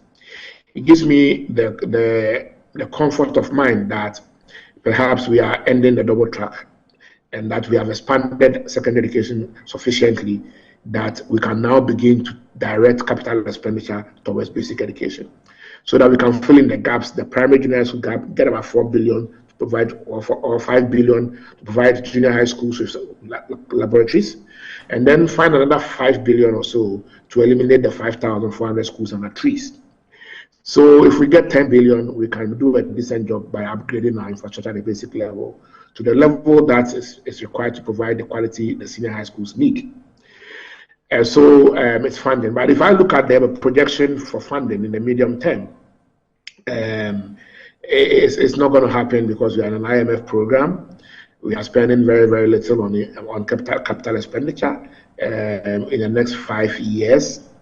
The last time I checked, we were doing about 46 million capital expenditure for both economic and non-economic sectors. I'm talking about for roads, for hospitals, for schools, for agri infrastructure. Government intends to spend about 46 billion in the next 5 years, and that is almost twice how much we are spending to clear energy sector efficiencies. So we are not heavy on CAPEX for the next 5 years. So it is challenging, but it will take a long time. Last time I said that given the current level of funding to take, over 30 years for us to achieve parity. Don't forget that as we need to provide these new junior high schools to ensure there's parity in all primary schools, and as we eliminate the schools under trees, at the same time, every day a new Ghanaian is being born, the demand for education is rising, and so the pressure on government to build new schools for those who are being born is also there. we need a whole plan, to revamp infrastructure and also a plan to consistently upgrade schools such that the growth in the population, the growth in demand for public basic education is consistent with the infrastructure and facilities available. It's a huge task that government has to. Kofi, a wobbly substructure should be of extreme worry. I mean, it doesn't matter how much you put in the superstructure. If your substructure is wobbly, I mean, it's just doom waiting to happen. Yeah, and you see, the fact is that whenever you have high dropouts from your education at the basic level, it creates a bigger social problem. Those who drop out of the basic schools are the ones you find. I mean, from research, you find them in the Galamsey sites doing jobs that have criminal tendencies. Criminal tendencies because immediately the Galamsey ends, they must survive. And then they are exposed to a whole lot of social vices. They are the same people you see out on the streets begging and hawking. Look, they are exposed to a lot of delinquencies, with the risk of criminalizing them. And that is always a challenge because at the end of the day, the state might end up spending more to repair these people, else they become a nuisance on us. So the responsibility to ensure they remain in school and they are grown to become responsible adults, it's a responsibility. It's actually not just a responsibility, but it's a duty. It's a humanistic duty. It's a humanistic duty because if they don't become what they are supposed to be to benefit society, they will become a nuisance society, and we'll spend more in repairing them than we would have spent in repairing them throughout their education journey. That's why we must be mindful of retaining. Most times the discourse about enrollment. And yes, enrollment is good. But the most important thing is retention and completion. Let's work at the factors that makes the school system leak for us to lose people year in, year out, to the level where at least 33% of people who started are not actually writing BECE. We are all worried, and I think that we have the right to be worried and to be concerned. But as I said, this calls for further traces into the survival of the cohort, and if you like, and other cohorts, because for me, the situation wasn't different. I mean, we started doing this 3 years ago. It's been the same. It's been the same trend. This is a bit higher, but it's not different. And I can tell you, Randy, that every year we are having the situation where more and more junior high school students are sitting for BECE. Because of that, you are seeing that the numbers are increasing. I'm sure that if we took out the Form 2 students who are writing the BECE from this number, you would have even have a lower number, which meant that you would have seen the real dropout rate. It would have been higher. Because we have as part of this batch, many people from Form 2s who are writing the BECE. We know it happens. So now, there's a lot of work to do. One of our viewers from Tamale Amin has sent me something that makes the issue even scarier. It says that you looked surprised knowing that some primary schools don't have junior high. Even in Tamale, there are primary schools which are 3 classrooms block, each classroom serving as 2 classes. Example, P1 and P2 in 1 class. So the example of such a school is Bukbomu Primary in Sanerugo district. It says some of them are 3 classroom blocks, and each class serves 2, two classes. There are communities where, in the absence of a school, the community initiates a school, and the community initiating a school normally will start with a 3-unit structure, which we call lower primary, hoping that support will come from government to enable them extend the school to become a 6-unit classroom. So when the population grows, population of the first cohort grows from class 1, class 2 to class 3, and within the 3 years, they are not able to get any support. They will have to manage from class 4, and as it grows, class 5 and class 6 within the same 3 structures. So we have some schools that are lower primary alone in some communities. And for such communities, you find that the population is not great, it's not big, and so it makes them difficult to qualify for a school being constructed there. There are various dynamics to this issue, especially when it comes to communities that are scattered, smaller communities that on that, given some consideration, may not qualify for a school because they don't have the numbers. But I have always had the opinion, and the last time I was discussing with the minister, that we need to develop a prototype of a school that can serve the purpose of schooling for children in small communities, even though they don't have the numbers. I know that economically, it is a challenge to plant one teacher in a community where you have 10 students in a class, because that teacher is supposed to be serving at least 35 students per hour teaching norms. Other than that, you won't be making it cost efficient.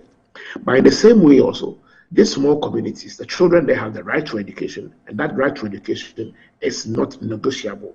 So how do you marry the two? The economic cost of providing teachers in a school where there are very, very little numbers of pupils, compared to the right of the child to education, regardless of the size of the community they come from. It's a conversation that must continue. Similar issues remain in these island communities that keep drowning. They have to use boats to cross to other communities because policy dictates that their schools are very small and communities are very small and you have the numbers when they build the schools. But we have been mooting. And again, I have been discussing this with the minister, and I'm happy the minister has indicated that he is pushing for a model school for the small communities, including the island communities, so that we don't have to wait until they have the numbers that they need to have a 6-unit classroom block. So I think this is one of such communities. We must be innovative, especially for the scattered or otherwise called the vulnerable populations who are in communities that are scattered or island, that they don't have the numbers to form a class 1 to class 6 school or to merit the construction of what we call a 6-unit classroom block. But for me, Randy, if you ask me, if the community has 3 classroom blocks and they have teachers and they can teach, education must go on. It is better to have education in those circumstances than to have no education. They must go on, and on the basis of that, continue to advocate. And I'll be happy to advocate for that community. If they can contact me, I'll be able to advocate for them. And then personally go there, look at the numbers there, look at the level of community participation. Next week, on how these assemblies use their common fund and their IGF. We did a report in Adenta and in Tema. But I can tell you that averagely assemblies are spending about 10% of their revenue resources on education. That is low. That is low. Per international convention, we should be doing at least 20% to education. I think if assemblies are encouraged to commit more to education, it will help support certain infrastructure deficits like this. I know that Savelugu,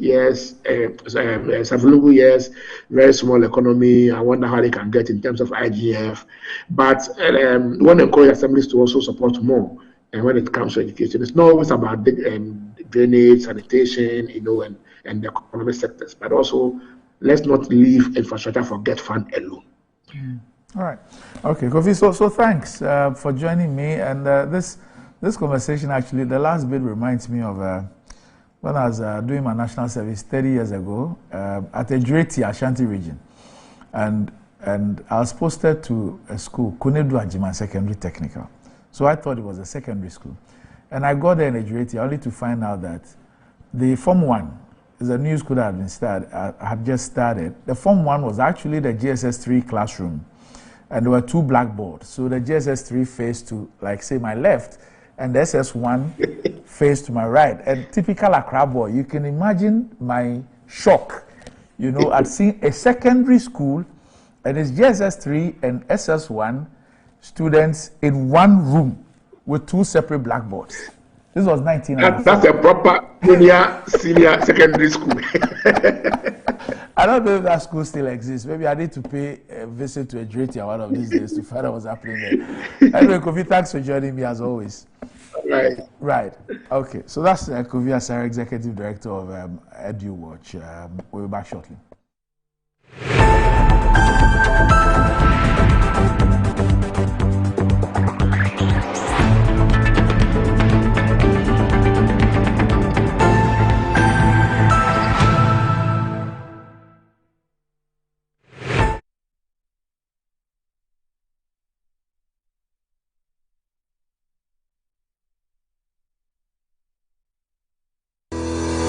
Enjoy the fruits of your labor, they say, but as humans, aging and physical infirmity stands our way of enjoying our mansions and homes. It often becomes challenging, if not impossible, to use our stairways day in, day out. With portable American pneumatic vacuum elevators, PVs, you are assured of unlimited enjoyment of your mansions and homes. It's a self-supported elevator for vertical movement of humans and goods at homes and offices. The original comes in 3 custom-made models with wheelchair accessibility. Call it luxury, but it's a necessary imperative for vertical mobility. Do not let aging or infirmity limit you. Get one for your easy vertical mobility at home. It's affordable and can be installed in just 3 days without modification to your existing building. It's however easier to incorporate it at the construction stage. We also have traditional Fuji elevators and escalators for your high-rise buildings and malls. Visit Lifts and Elevators Company Limited at Sakumono for your elevators nationwide. For free consultation to call or WhatsApp us on 0200-535-515. Lifts and Elevators, the elevator people. Betway is your gateway to a theme park full of gaming excitement. A whirlpool of wonder where your favorite games come to life. Where you can take to the skies with max payouts that reach into the millions. All in the palm of your hand. Visit betway.com.gh. Terms and conditions apply. Betway is regulated by the Gaming Commission of Ghana. No under 18. Bet responsibly. Betway. Bet your way. JA Plant Food Ghana Limited has introduced the all-new Jetto X70 Plus to the market. Jetto X70 Plus is a modern, spacious family SUV with a stylish design, advanced technology, and outstanding quality that promises you luxury with affordability. Jetto X70 Plus comes with an exceptional engine warranty of 4 years or 100,000 kilometers, giving you the ultimate peace of mind for years to come. And our dedicated service center at JA Plant Food offers you a wide range of car services and world-class customer support. The exclusive and outstanding. Get yourself the all-new Jetto X70 Plus. Get in touch with JA Plant Food Ghana Limited on 020-0000-831 or info@japlantfoodgh.com. Visit japlantfoodgh.com for more information.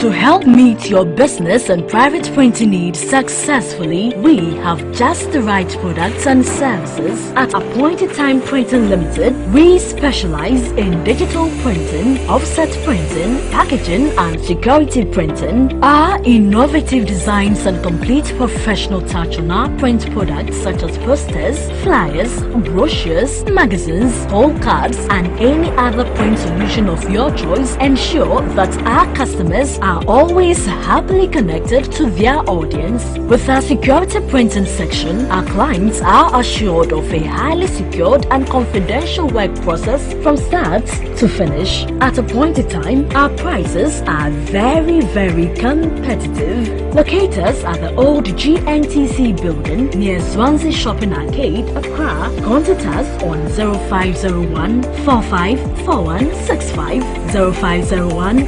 454167. Appointed Time Printing Limited. Our printing is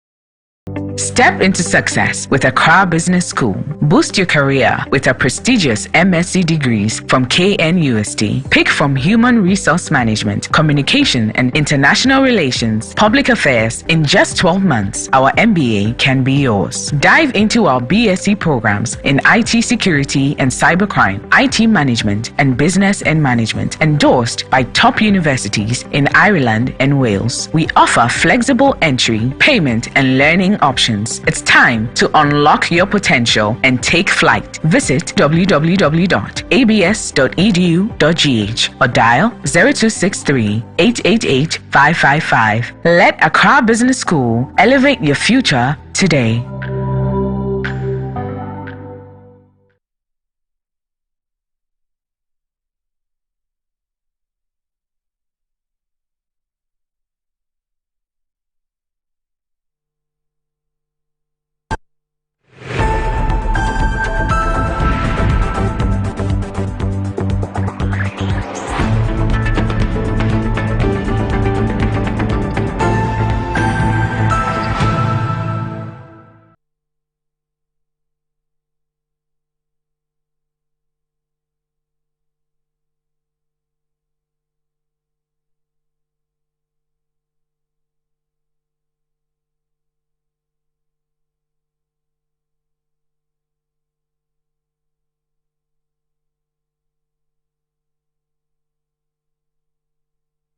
Right, welcome back to the show. If you just joined us, this is Good Morning Ghana live on Metro TV. So with me on the show are the Honorable Kofi Adams and also Kofi Tonto. I don't know if he has plans of becoming an honorable too. Original 91.9 FM and Original TV and the Metro TV brings you the most exciting street soccer competition ever seen in Accra. Yes, this Friday and every other Friday, the street soccer train will come to a location near you.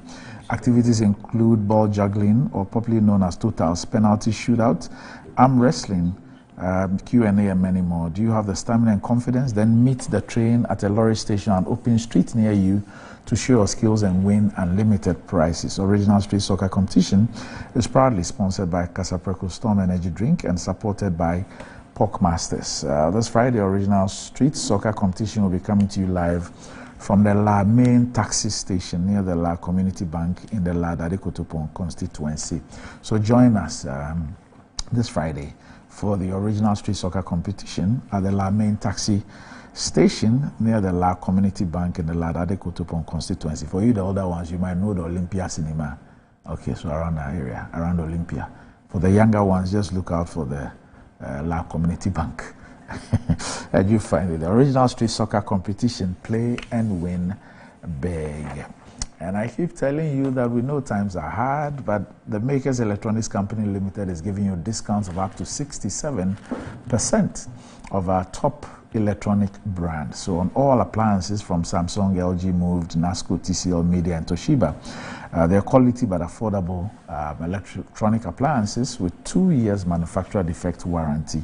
So you can visit the showrooms of the Makers Electronics Company Limited at Taifa Burkina Highway, Amasaman Zongo Junction, Oyefa Tema, Boga Junction, Kaswa New Market, Ashaman Valco Flat, Kumasi Ahinima Kokobin, Takrade Fikuma number 9 Market. And you can reach the Makers Electronics Company Limited on 055 222223. 055 222253 or 055 222254. The Makers Electronics Company Limited, large and in charge with quality but affordable home appliances and consumer electronics. Terms and conditions apply. All right. Now, so gentlemen, coming back to speak about the data and the analysis that Kofi took us through. But, okay, so we actually I'm dealing with 3 Kofis this morning. Okay. It's a day of Kofis. Okay. Now, so I have this text. I'm keeping the name anonymous for obvious reasons. It says, I was incarcerated for 5 years and I found myself at Nsawam prison. At Nsawam prison, there's a whole setup there that runs the whole system of education, that is from class 1 to JHS 3, as well as NVTI courses, and the ultimate being the tertiary education run by UCC. I even lectured and was paid by UCC whilst I was at the Nsawan prison. And this is to confirm what Honorable Adams was saying. It says that I spent 3 years there and I saw all this and experienced it. Okay. We obviously have a lot of problems with basic education. That's true. A lot. That's true. And Randy, you see, our constitution that was put together in 1992 was very much aware of this. So it clearly gave indication that basic education was supposed to be free, compulsory, and universal. So if you read the educational objectives under the directive principles of state policy, the educational objectives, it's very clear there. Secondary and tertiary was to, as much as resources are available, should also be made free. Like you rightly said, if the foundation is weak, no matter the roofing, no matter the whatever designs you want to put up there, it will collapse. And so a lot of investment must go into the foundation. Then just our education is pictured like a kwashiorkor person, so a bloated tummy. So the middle level there, we are pushing so much there with feeble and weak limbs to carry the bloated middle level in terms of what? Investments. As we speak now, simple capitation grant that should take care of basic level is not what? Going. And the rich, Randy, in my constituency, what I have done, and I copied this from the principle that the 31st December Women's Movement led by Konedu and Nana Konadu operated. Those times when they were targeting young persons to be able to go to school, they built daycare centers closer to markets so that when the mothers go to market, they can go and drop their kids in these schools to have education. Because if you don't have it at the basic level and you get used to being away from the classroom and you get to a certain age, when they are pushing you, it becomes difficult for you to want to go to school. So it's good to catch them young. What I have done is that there are some communities, like he said, the distance, not even for someone who has completed primary, for nursery, and there's none available. So you have to walk several miles. For kindergarten and nursery. For even kindergarten and nursery. So because of that, the parents will not send their young kids to school. They would rather prefer taking them to the farm. So what I'm doing is to build smaller rooms and providing some support together with the parents to have a teacher in the community there to deal with these preschool young ones, so that the parents are now willing to leave them in school to be trained, and then they go to farm or go to their markets and come back knowing that they are safe. So when they reach the age where they can walk to the available maybe KG or even class 1, they can begin to walk with their elderly ones. So it's really a challenging situation. And we must pay much more attention to the basic. And when the basic is solid and training is appropriate and proper, the secondary will not suffer. You see, because the basic is not in tuned, when they get to secondary, they end up just being prepared for exams. And government has made it worse by investing more in past questions. They have printed more past questions than they have done in terms of textbooks for the training and teaching of the young ones. So they finish secondary, they get to the university, and the lecturers will tell you it's disaster. They can't even answer simple questions when they are asked. So, truly speaking, Randy, we must look back and invest properly in the basic levels, where we will teach young ones simple identification. Today, an incident can happen, and you ask maybe someone in even class 6 to narrate what he or she saw. They will not be able to even describe it to you, Randy. But go to the European world or America. Even a 2-year, 3-year-old child will be able to tell you vividly things that have happened.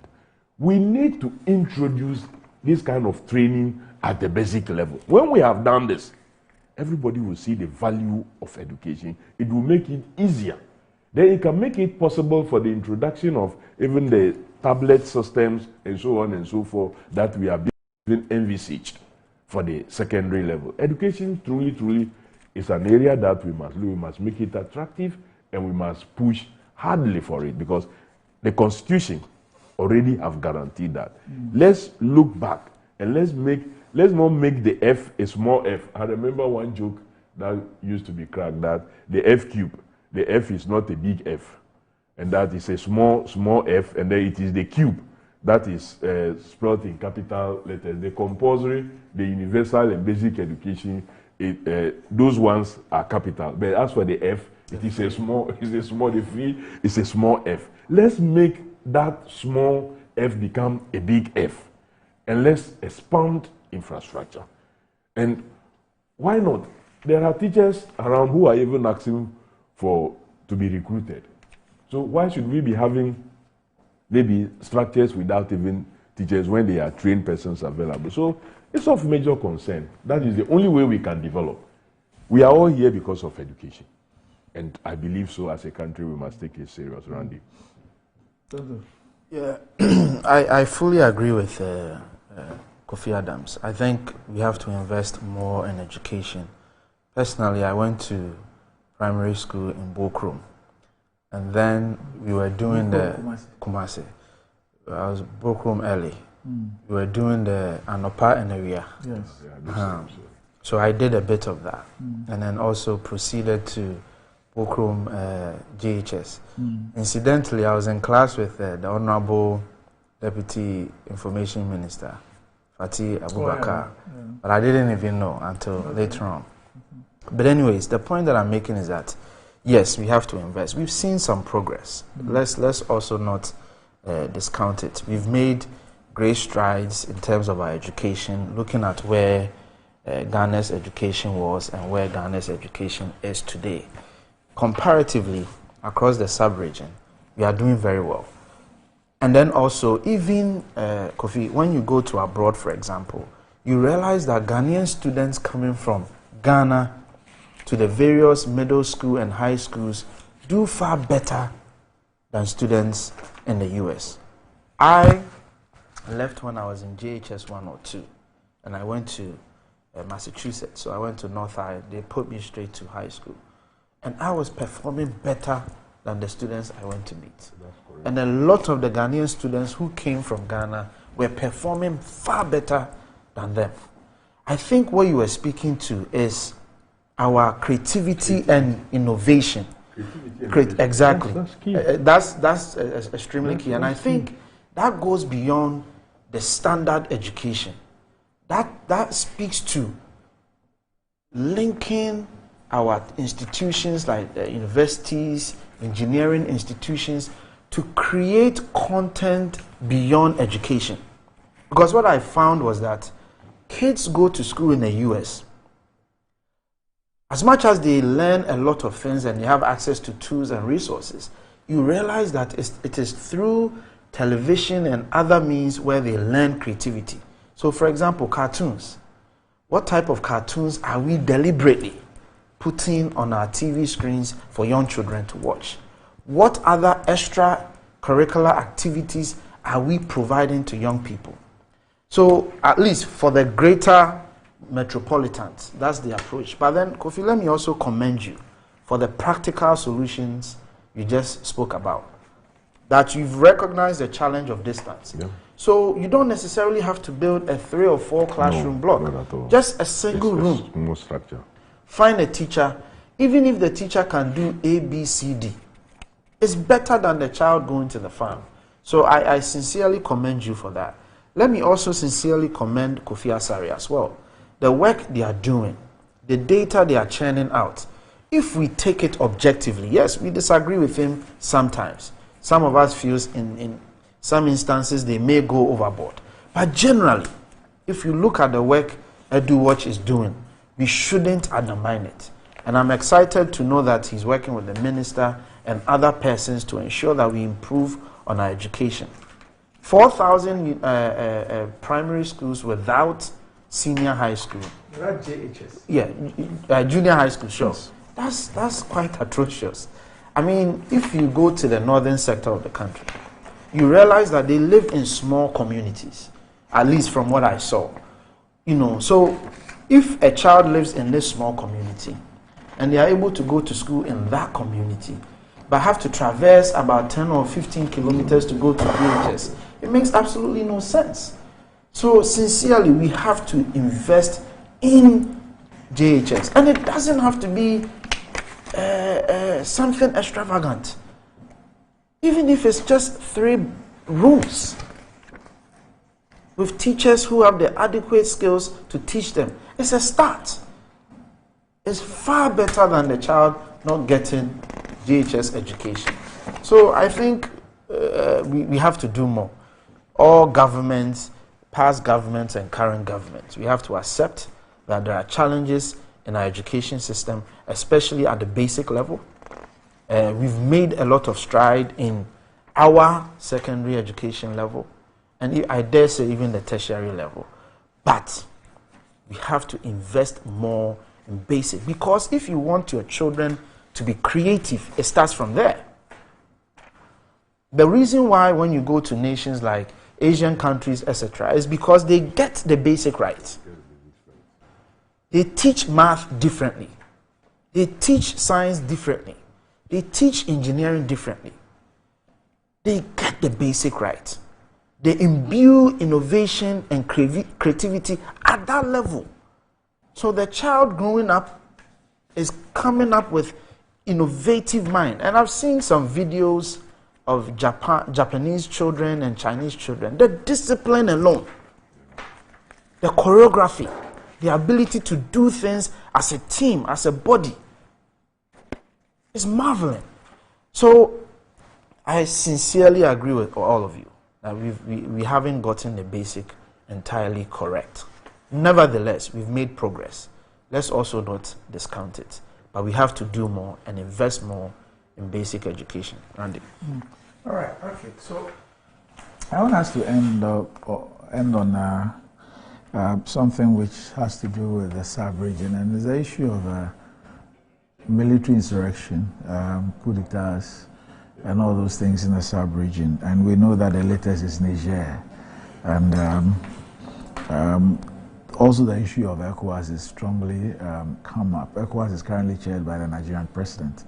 And on Friday, we got news that the Nigerian Senate has actually voted to say that Nigeria will not get involved in any military intervention. Earlier on, our defense minister had spoken about our readiness and said that they were waiting for the sub-regional leadership to give a green light in that respect. There are many people in this country who have also expressed their views on this. But the Pan-African movement, Africans Rising, has strongly condemned the recent military takeover in Niger. And they have called on international regional bodies, including Ecowas and the African Union, to engage in constructive dialogues with all relevant actors to ensure peace and stability in the country. And Africans Rising emphasized the need for peaceful resolutions and expressed disagreement with the threats of military intervention currently issued by some Ecowas member states. The movement firmly believes that such actions would lead to the loss of innocent lives and cause further destruction to a already troubled nation. Instead, they advocate for dialogue and diplomatic measures that do not exacerbate the plight of the impoverished population. The movement has further advised European and Western powers to refrain from interfering in the internal affairs of African states. They firmly reject any attempts to turn West Africa or any part of Africa into a battleground for proxy wars between competing powers. And they assert Africa's sovereignty and independence, emphasizing that the continent should not be treated as an extension of any other country or continent. Quote, we must resist any moves that will make West Africa or any part of Africa the theater of war by proxy between competing powers. It's very important for external powers from West and East to steer clear of Africa's internal affairs and desist from making reckless statements hinting at military action. We will not tolerate any such rhetoric. Africa is not the extension of any other country or continent. And I'm really baffled at the actions of Ecowas, because not too long ago, we had Burkina Faso. Then we had Mali, and then now we have Niger. And there's also been talk about even Cote d'Ivoire, when the constitution was amended for a third term. Where was ECOWAS? Where were the ECOWAS leaders? They actually went on to congratulate the Liberian president when he eventually was sworn in after amending the constitution and all that. And that was an act that people also saw as a coup d'etat by a civilian, And so people have raised the issue of the double standards of ECOWAS, especially the leaders, and the fact that they cannot look themselves in the eye and to tell themselves the truth and to engage in what people call peer review and others, and to tell them that, look, we need to be careful that we don't engage in things that exacerbate situations in our era and all that. Now you have the Wagner forces in here, and you even heard the Niger one. There are some reports that suggest that they are headed there. Yeah. Mali and Burkina Faso have said that they are going to support Niger against any other force and all these things that come. And it's so confusing. If you have a briefing on what is asked to us, Russia, etc., France, etc. So all of these things are causes for why we are seeing the recent uptick in coup d'etats. I was reading a story by the Conservative, I think the Conservative or so, it's an African newspaper, and it mentioned that we've had over 200 coup d'etats since 2000, from the 1950s to the year 2012. And since 2012, we've had over 40 or so. That's quite a lot of coup d'etats. It speaks to several issues beyond exogenous. It speaks to internal issues that are also ongoing. So I sincerely agree with you that African leaders need to stop looking at just issues relating to after the event, and also concentrate on what is causing these things to happen. Otherwise people don't feel like you are being sincere. People in the nation, take aside the people who've committed the crime, quote unquote, the new leaders, the military leaders, take aside them. The individuals, the citizens, do they feel that you are being objective on the issues? Because when the issues came up, they raised them. They probably went on demonstration. Look at what's happening in Senegal, for example. There's an issue coming up in Senegal. What are African leaders doing about it? The citizens are crying. What are African leaders doing about it? You don't wait for people to act and then you come and condemn them for acting. You have to first and foremost condemn the leaders when they are wrong. And then, if people misbehave, you equally condemn them. Nevertheless, we are fortunate to be in Ghana. And I've had the privilege in being in positions where I know the effort the president is putting in place to ensure our safety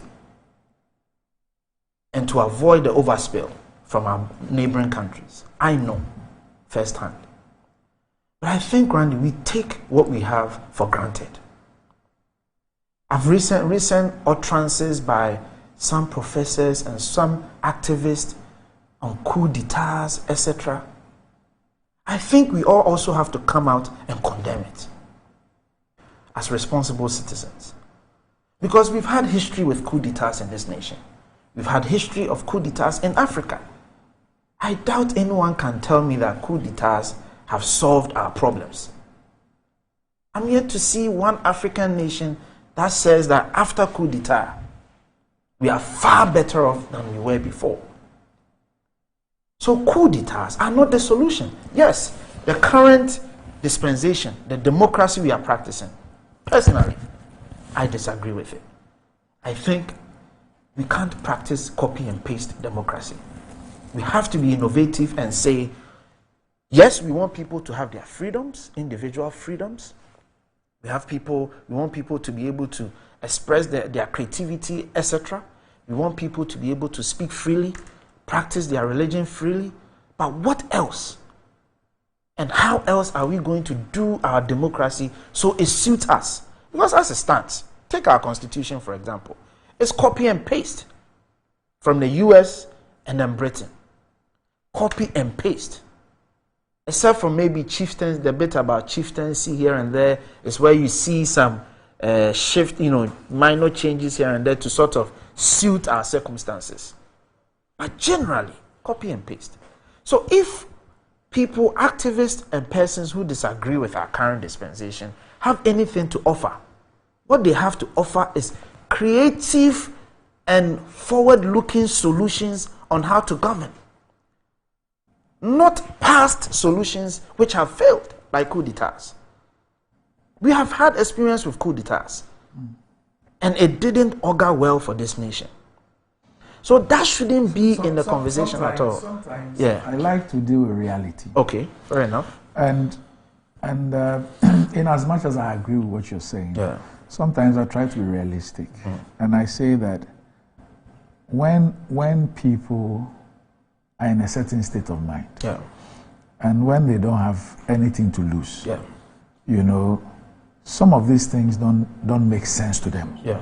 And we also shouldn't create an impression where those who have the opportunity of governing through democracy would also be complacent, of course, on the basis of these assertions about our history of coup d'etats, and also operate as if that option does not exist, or everybody has accepted that it is not a way out, and therefore do things as they please, even though it has some debilitating effects on the people. Because at the end of the day, something must be the best way out if it has meaningful effects on the majority, if not all. But if you tell me that this is the best, and I do not see or I do not experience the best, the benefits of the best that you're speaking about, it becomes difficult for me to even take that as a consideration. And the last time I was checking, yes, people read a lot and we learn a lot from history and all that. But it will interest you to know that a lot of people who are 40 years and below have not experienced a coup d'etat in Ghana. Exactly. And what they know is what they have read. They have not experienced it. It's about what other people have said. And so, last week I was making the point that, yes, it can never be a way out, as far as I'm concerned, and I think many people are concerned. But we should also be careful that we also do not become complacent and also hold a view that, everybody agrees that this is the best way out, so it can be business as usual. It doesn't matter whether we are meeting the aspirations of our people or not. And I fully concur, except that if I think something is not good, if something has been purported to be the best option, and that thing is not good, my solution must be better. My solution must not just by my impulse that I feel is not good. So my impulse tells me I have to do this and that just to eradicate the so-called better. No, my solution must be better than what is being purported to be good. So the question I is... agree with you, Kofi, but the point is that still looking at the same history, you would realize that this issue of we all agree that it's not a way out. We have seen what it has done to us, and it's not just Ghana, many other countries. Many other countries have reached these conclusions. I guess that many of the people who are even spoken to on these issues, like you refer to, I don't know which specific case, but I can have a general idea. I think that what they speak to is about conditions that lead to those things. Yes. And so they're also guided by the history, to say that this is not the first time that as a country or as a people, we have said that no to this again. This won't be the first time. And so you also must be mindful of that, and to also say that, look, for those of us who have the opportunity of belonging to that class, so to speak, and those who have the option of being in governance and all that, it is in our collective interest to ensure that we just don't take advantage of the people. And their reasonability. And that we also ought to know that perhaps we even stand to lose more. And therefore our conduct must depict the people who don't want to create those conditions. And I agree with you perfectly, Randy. And that is why some of us, when we get the opportunity to sit here and we have privilege of engaging persons like you, we debate objectively, like we just did on the education as an example. Debated objectively. I just sat here and said, even the current government has more to do when it comes to education.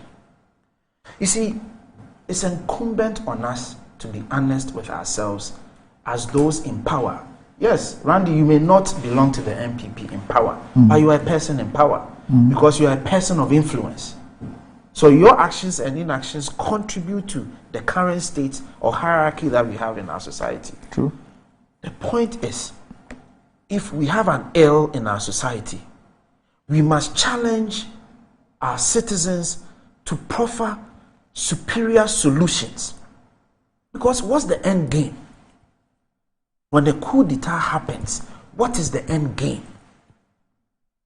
How is that going to benefit that person who acted on his or her impulse? How is that better than the current dispensation?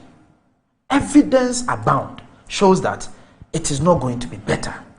That is why I said, even I do not agree and subscribe to the current democracy we are practicing. So perhaps what we all have to do, objectively so, is what do we come up with? What solutions do we come up with now to offer us the best governance that we all look for? Because what is going to happen is, it's a Kufuor's time. People will justify coup d'etats. A Kufuor will come and go. Another person will come. Others will also justify coup d'etats. It becomes cyclical. We will continue to repeat it. I believe strongly that we are very intelligent people as Ghanaians. And we have what it takes to sit down and creatively come up with a better solution than the current dispensation. A better governance system. That is what I want to see from activists. That is what I want to see from professors, from yourself, from myself, from Kofi. That no, let's sit down. The current democracy is not working for us. What can we do that is better, that will work for us? Otherwise, we'll continue to repeat all the things we've repeated for so many years. Because when coup d'etat happens, we'll no longer have the opportunity to come here and speak freely and offer creative alternatives. Thank you very much.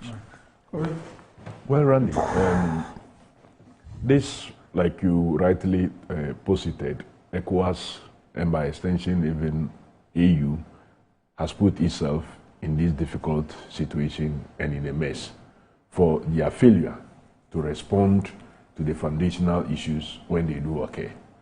They say if you want to burn a branch in a certain way, you do it when it is soft and tender.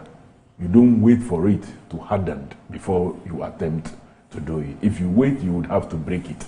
And that is where Ecowas has reached now. It's like saying, teaching an old dog new tricks. It doesn't work. I thought that at the time, even extending it to AU, when they established this African peer review mechanisms. Ecowas will adapt it and also work with it and to stop some of these occurrences. We must understand, Randy, that we have not had a certain process of changing situation just by mere demonstrations or public anger, what I may call as revolutionary actions. We've not had much of that. What we've had in our part of the world is coup d'etats. So when people are not happy with what is happening and it gets to a certain point, what Kofi described as maybe impulsive actors is what will come in. Because they may also be listening in to concerns being raised by persons and thinking that, well, these are concerns they are raising, they will not act, they may not demonstrate and call on maybe even a prime minister or a president to resign, like it happens in the other part of the world. So the alternate that is left is for them to use the kind of things that they use.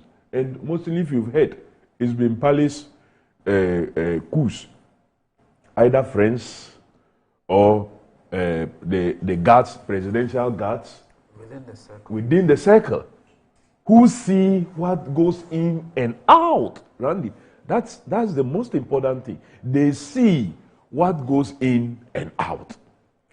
They see your decision-making processes. They hear you after you've done that, and it sometimes boils them. Like one of them was interviewing, he was saying, he says, we spray them some tear gas and they have to run back.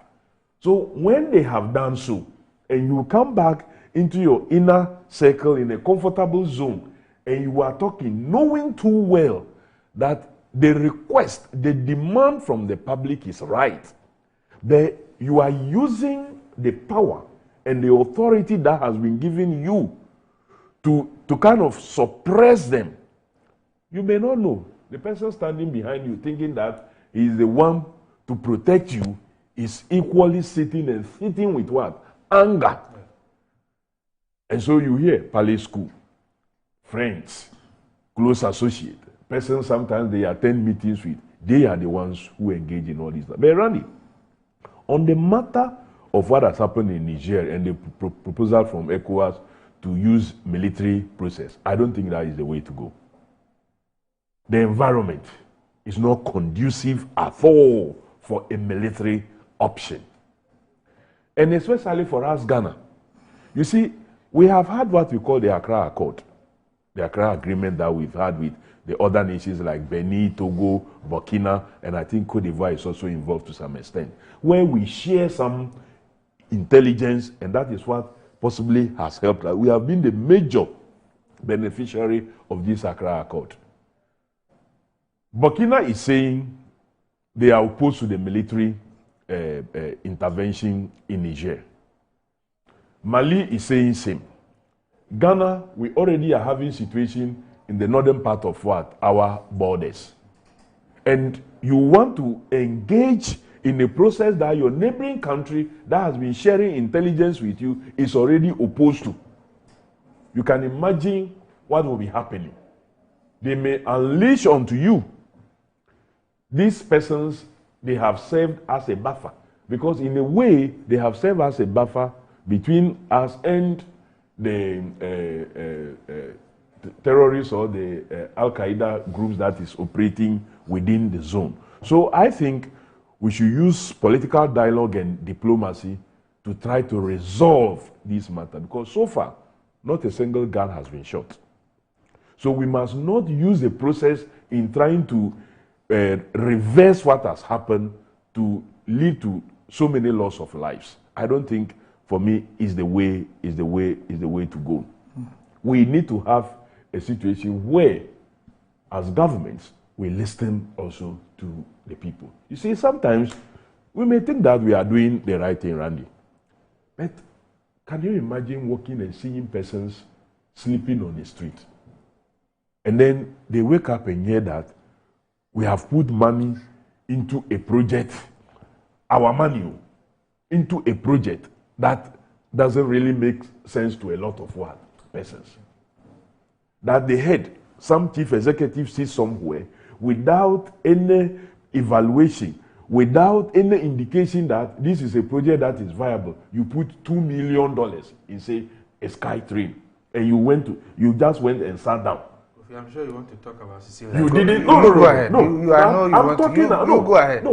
I'm talking about investments that we do. You are just going in a circle to end up there. Kofi, that's all you want to do. You go ahead. Kofi, Feel free. I am telling you that I'm talking about investments that we do that yield virtually nothing. That right from the word go, the ordinary person they will ask, but why didn't you check with this? Yeah. For example, this sky train, the former railway minister is saying he did not give any go-ahead. It meant that GIF didn't even speak to him. The chief executive of Ghana Railway Development Authority says they are not ready for any such thing. The current minister also says it is not possible. So who did they speak to on the side of maybe government who are in charge of this project to go and put 2 million into a company that you know next to nothing about? And someone sees there and say, what these 2 million can do in my life? And like Dr. Randy said, when you have people who sometimes don't have anything to lose, what they are left is to fight to think that if I win this fight, I would be able to make something out of it. So we must be careful, even as we are elected. Let's be minded that some of the actions that we take will be interpreted in one way or the other. So, Randy, that's my take. I don't think that they should use the military option. But if you spare me a minute, I need to wish two very good persons of mine in my constituency, Justice Aitevi Kelly and Miriam Dankwa, a happy birthday. And of course, to the young ones who are writing exams in my constituency, I want to wish them well. They must remain focused, and I'm sure they will do us proud. Okay, so John Corentin Boama, today is your 50th birthday. So happy 50th birthday to you, John Corentin Boama. A happy 50th to you. And Kofi? Yes, sir. Okay, so Adams. Adams, Christy Kenin and the family. Yeah. Okay, so you know that they're also quite close to me. Oh wow! You know their brother who passed was my friend. Yeah, yes. Yeah. My close friend. Okay, so they're asking me to say a big thank you. Oh, for joining and supporting them for their mom's. We are a family. You know, so we are a family.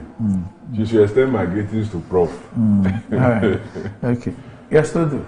Oh, I mean, okay. Yeah, I think I'm okay. All right. Yeah. All right. Okay. So that will be it. Thanks, gentlemen, for thank you very much. And up next, GMG Trends.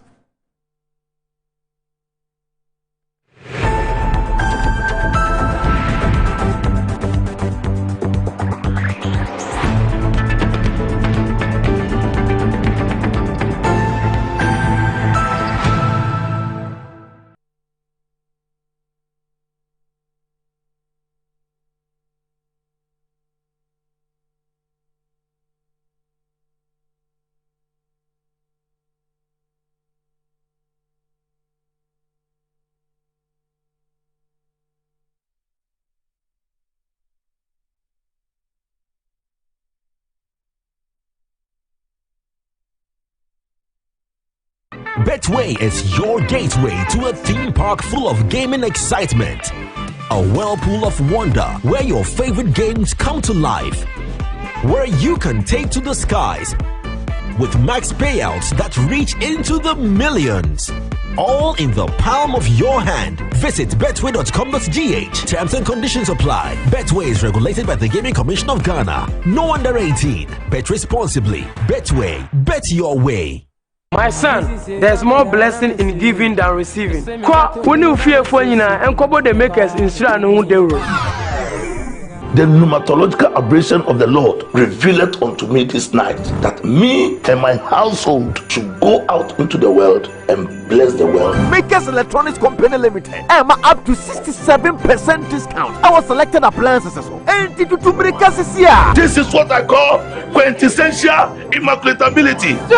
Atem, Shisha the Makers Electronics Company Limited, Ewo Taifa Burkina Highway, Amasama Zongo Junction, at the K Pharmacy Dining, or Yer Fateman Boga Junction, Ashaman Valco Flat, Kumasi, Ahinema Kokobin, Asafu Wachi Hospital Junction. Sakrani, Kuma, number 9 market. So and tell mom and dad about the Makers Blessing Attack program. From 0552 222 253 and 0552 222 254. Terms and conditions apply. The same got to move na mesesi.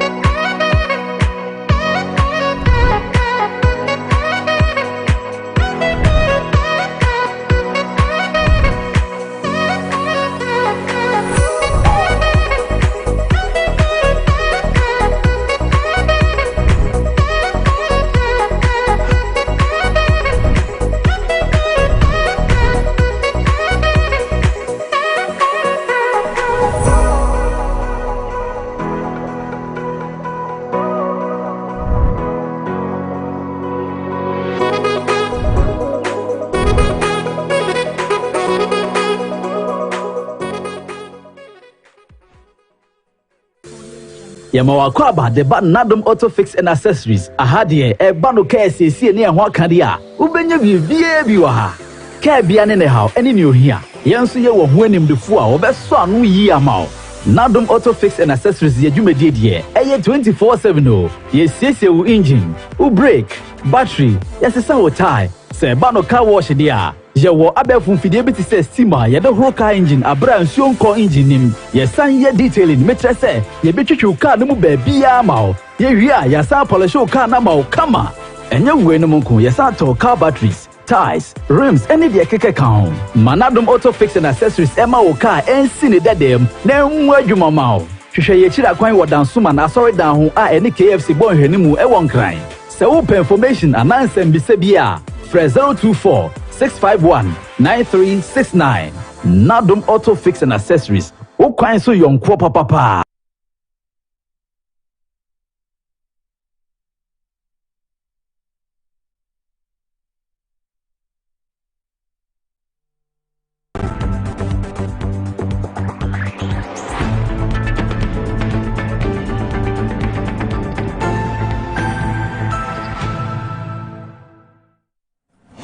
Right, welcome back to the show. If you just joined us, this is Good Morning Ghana live on Metro TV. Time to check out what is trending on social media with BECE, the star boy. But are you tired of compromising on the quality of your furniture? Look no further.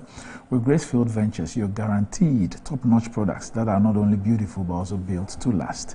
With over a decade of experience, Gracefield Ventures has been the ultimate destination for office and home furniture, creating living and working spaces that exude charm and sophistication. From luxurious sofas that cradle you in comfort to sleek swivel chairs that elevate your productivity, we have it all. Go on, visit our plush showroom at the heart of Kisema, Accra from Monday to Saturday, and you can reach Gracefield Ventures Limited on 0501 672 776 or 0501 672 777. Gracefield Ventures, bringing world-class furniture and exceptional service right to your doorstep. What's trending? Ronnie, so we're moving from Accra to London. So that's by what? Some people you are moving by what? By road. Okay. Yes, by road. Some people have done it. We're also trying to do so. Okay. Yeah. we'll talk about with which car?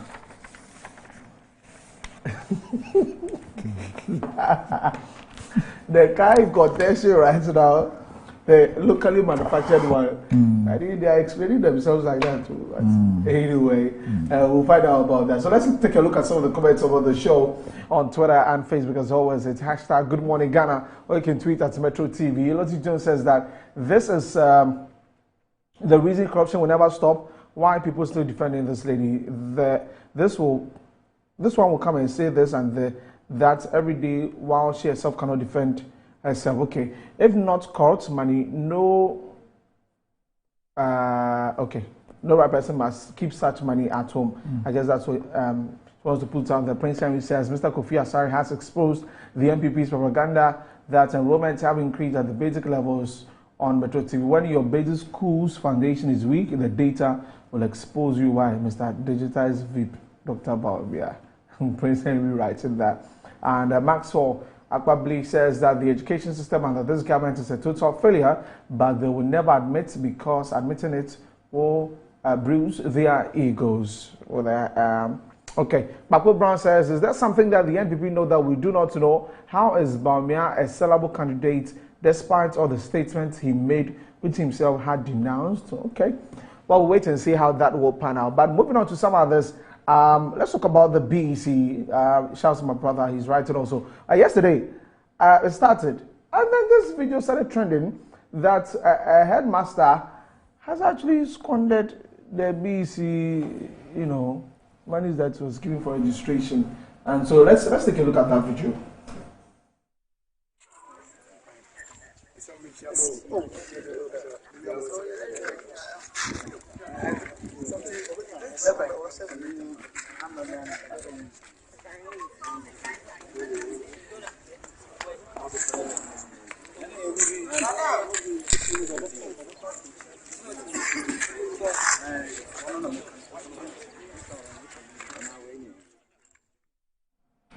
Yeah, so that incident happened in the central region, Gumwa Buduata, where angry parents went to the school because their kids were not in the classrooms writing the BECE. It's because allegedly the money they paid to the headmaster for registration, something else came in, so like your man used the money. Interesting one, doc.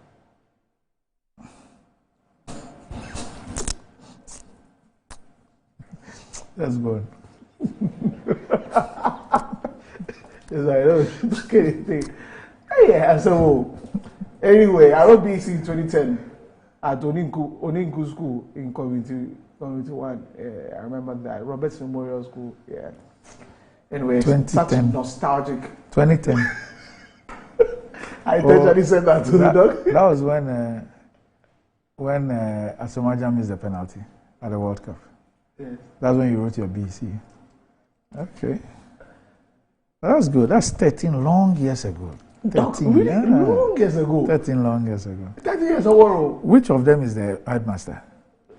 The headmaster, I think. Oh, he's not here. These are parents. Yes, I think these are parents speaking to themselves. Okay. Because I'm sure the headmaster, like, if you come out, they go think do out. Okay. So I mean, we understand about 400 Ghana cities. Okay.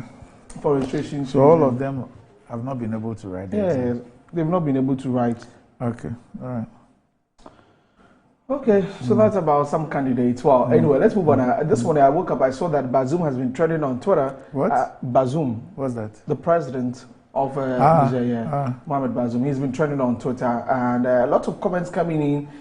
We understand that the acting U.S. Secretary of State has been trying to get into contact with him and all that. And he's waiting for Tinubu and Ecowas. Bazoum. Yes, he is. So let's take a look at some of the comments.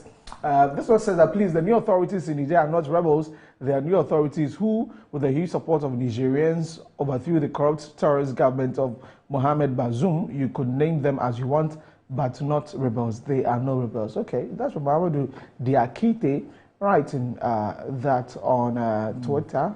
This is someone who is supporting. Well, this one says Bazoum's last election has so many flaws. It was rigged. According to popular reports, he allegedly lost the election. Many people were even against his swearing in. He doesn't have legitimacy of the people, hence the endless jubilation after all that's happening. So we'll wait and see what Ecowas and the rest. Anyway, let's wrap up with Accra to London. So congratulations to the team. They got to London. They should have told me earlier. I would have joined them to go to London because... Okay. Yeah, but so they arrived successfully on Sunday, and they see them arriving in London, not in the first car. This one, yes, and a number of the others. That's like a very nice expedition, 10,000 kilometers from Accra to London. So congratulations to them. Look, you want to try anything like this? Maybe when I retire. Yeah. When I have a lot more time. Yeah. It'll be good to. But you see, you don't have to worry. If you go to Accra, you go from Accra to Kumasi and back, you would have done about 500 kilometers. Okay. So you do 20 of such trips. It's 10,000 kilometers like to London. So a lot of the drivers at New Plant Station, they do it every day. They have done it. So don't worry. If you can't go, they just do Accra Kumasi 50 times. You've done 10,000 kilometers. Congratulations to them. Doc, I'm wrapping up. This video. But this is fun. Yeah. It's fun. But it's not for hustlers. True. It's expensive too. True. So it's not for hustlers. For the vehicles and all that. I just said it's not for hustlers. Okay. Make I keep them like that. If one of the vehicles broke down in any of those African countries, and they have to tow the car, ship it back to Ghana. Even the cost of shipping it to Ghana will be more expensive. So this is not for just anybody. You should accept that. So it'll be big way play. That's right. Let's wrap up with this young man who wants to give us pressure. Doc, I watched the video here and I see the reason why some people are giving people pressure. Let's watch the video.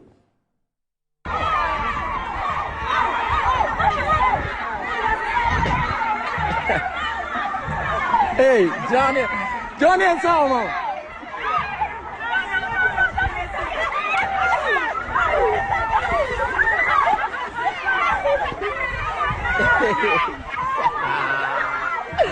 Tabago! Hey, the king of BBM, what is that?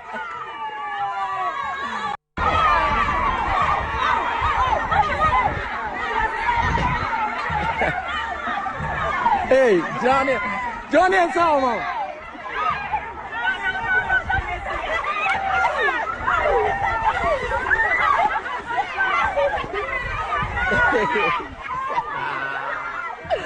Tabago! Hey, the king of BBM, what is that? All right, so so which denomination are the 5 Ghana cedi notes? 5 cedis. 5 cedi notes. 5 cedis. So a bundle of 5 cedis is 500 cedis. Yeah. Do you know that? Yeah. One bundle. Yeah, that's 500 cedis. Yes. I'm quite a cool problem going. Hi. Chawai, because I'm 500 cedis. No, but yeah. I don't know where they food for the body. Hey. You don't know why the money is coming from. The town hard. You know they give money chance. 5 Ghana cedis, you know the ground. Anyway, so for the likes of Kiki and Co, I say. So you want to do some? You want to do some? No. You want to do some? Oh no. When you guys went for Exclusive's wedding, did you do some? Oh, they did. I'm sure did Annie spread some money there? Was Mike? Annie was Mike. Annie spread. Oh yeah. Money. Oh, she's a big. Which one. denomination? Which denomination? I need the 5 cedis be too small, so she go do like 10 cedis. I think I remember.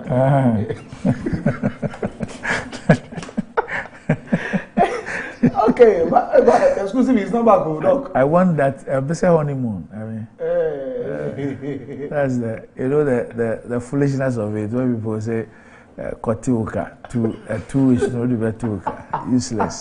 Useless talk. Anyway, so that's about the trend. So Exclusive, do we expect him to lose weight or gain weight? Which is which? The way he is, do we expect him to lose weight or gain weight? So if it's a 2 weeks break that he's gone for, yes, he will lose for the first 1 week and then the next 1 week he will gain. So it will balance. So balance the equation. Okay. So we expect him to come same. Yes. All right. So that's exactly what you would do. You lose weight your first week and get it the second week. It will be the same. That's it for the trend. So then it's just spending the style. Shout to Perez music. Perez, he was hey, how is he? That's my guy. Yeah, he called me yesterday. That's my guy. Hey, also there like he watch Perez, that's my guy. I mean, his music is really my thing. An amazing vocalist. Shout to Perez music. All right, Doc. You know, I met him here the first time. I think you guys interviewed Oh, okay. him. That was the day he came to speak with me. Yeah. Oh, okay. So have a lovely day, Perez Music. Yeah. All right. Okay. So please, how you hear what? Okay. But you just left Annie. If you want to tell her something, tell her in the face. Don't come and sit here and pretend as if you are doing trends. Okay, so that's that's a song in the background. I don't come hearing the song. Annie is playing it. She's ready for herself. Oh, Charlie. Annie, I bet you why. God is still in a miracle business. Anyway, up next, Metro Sports.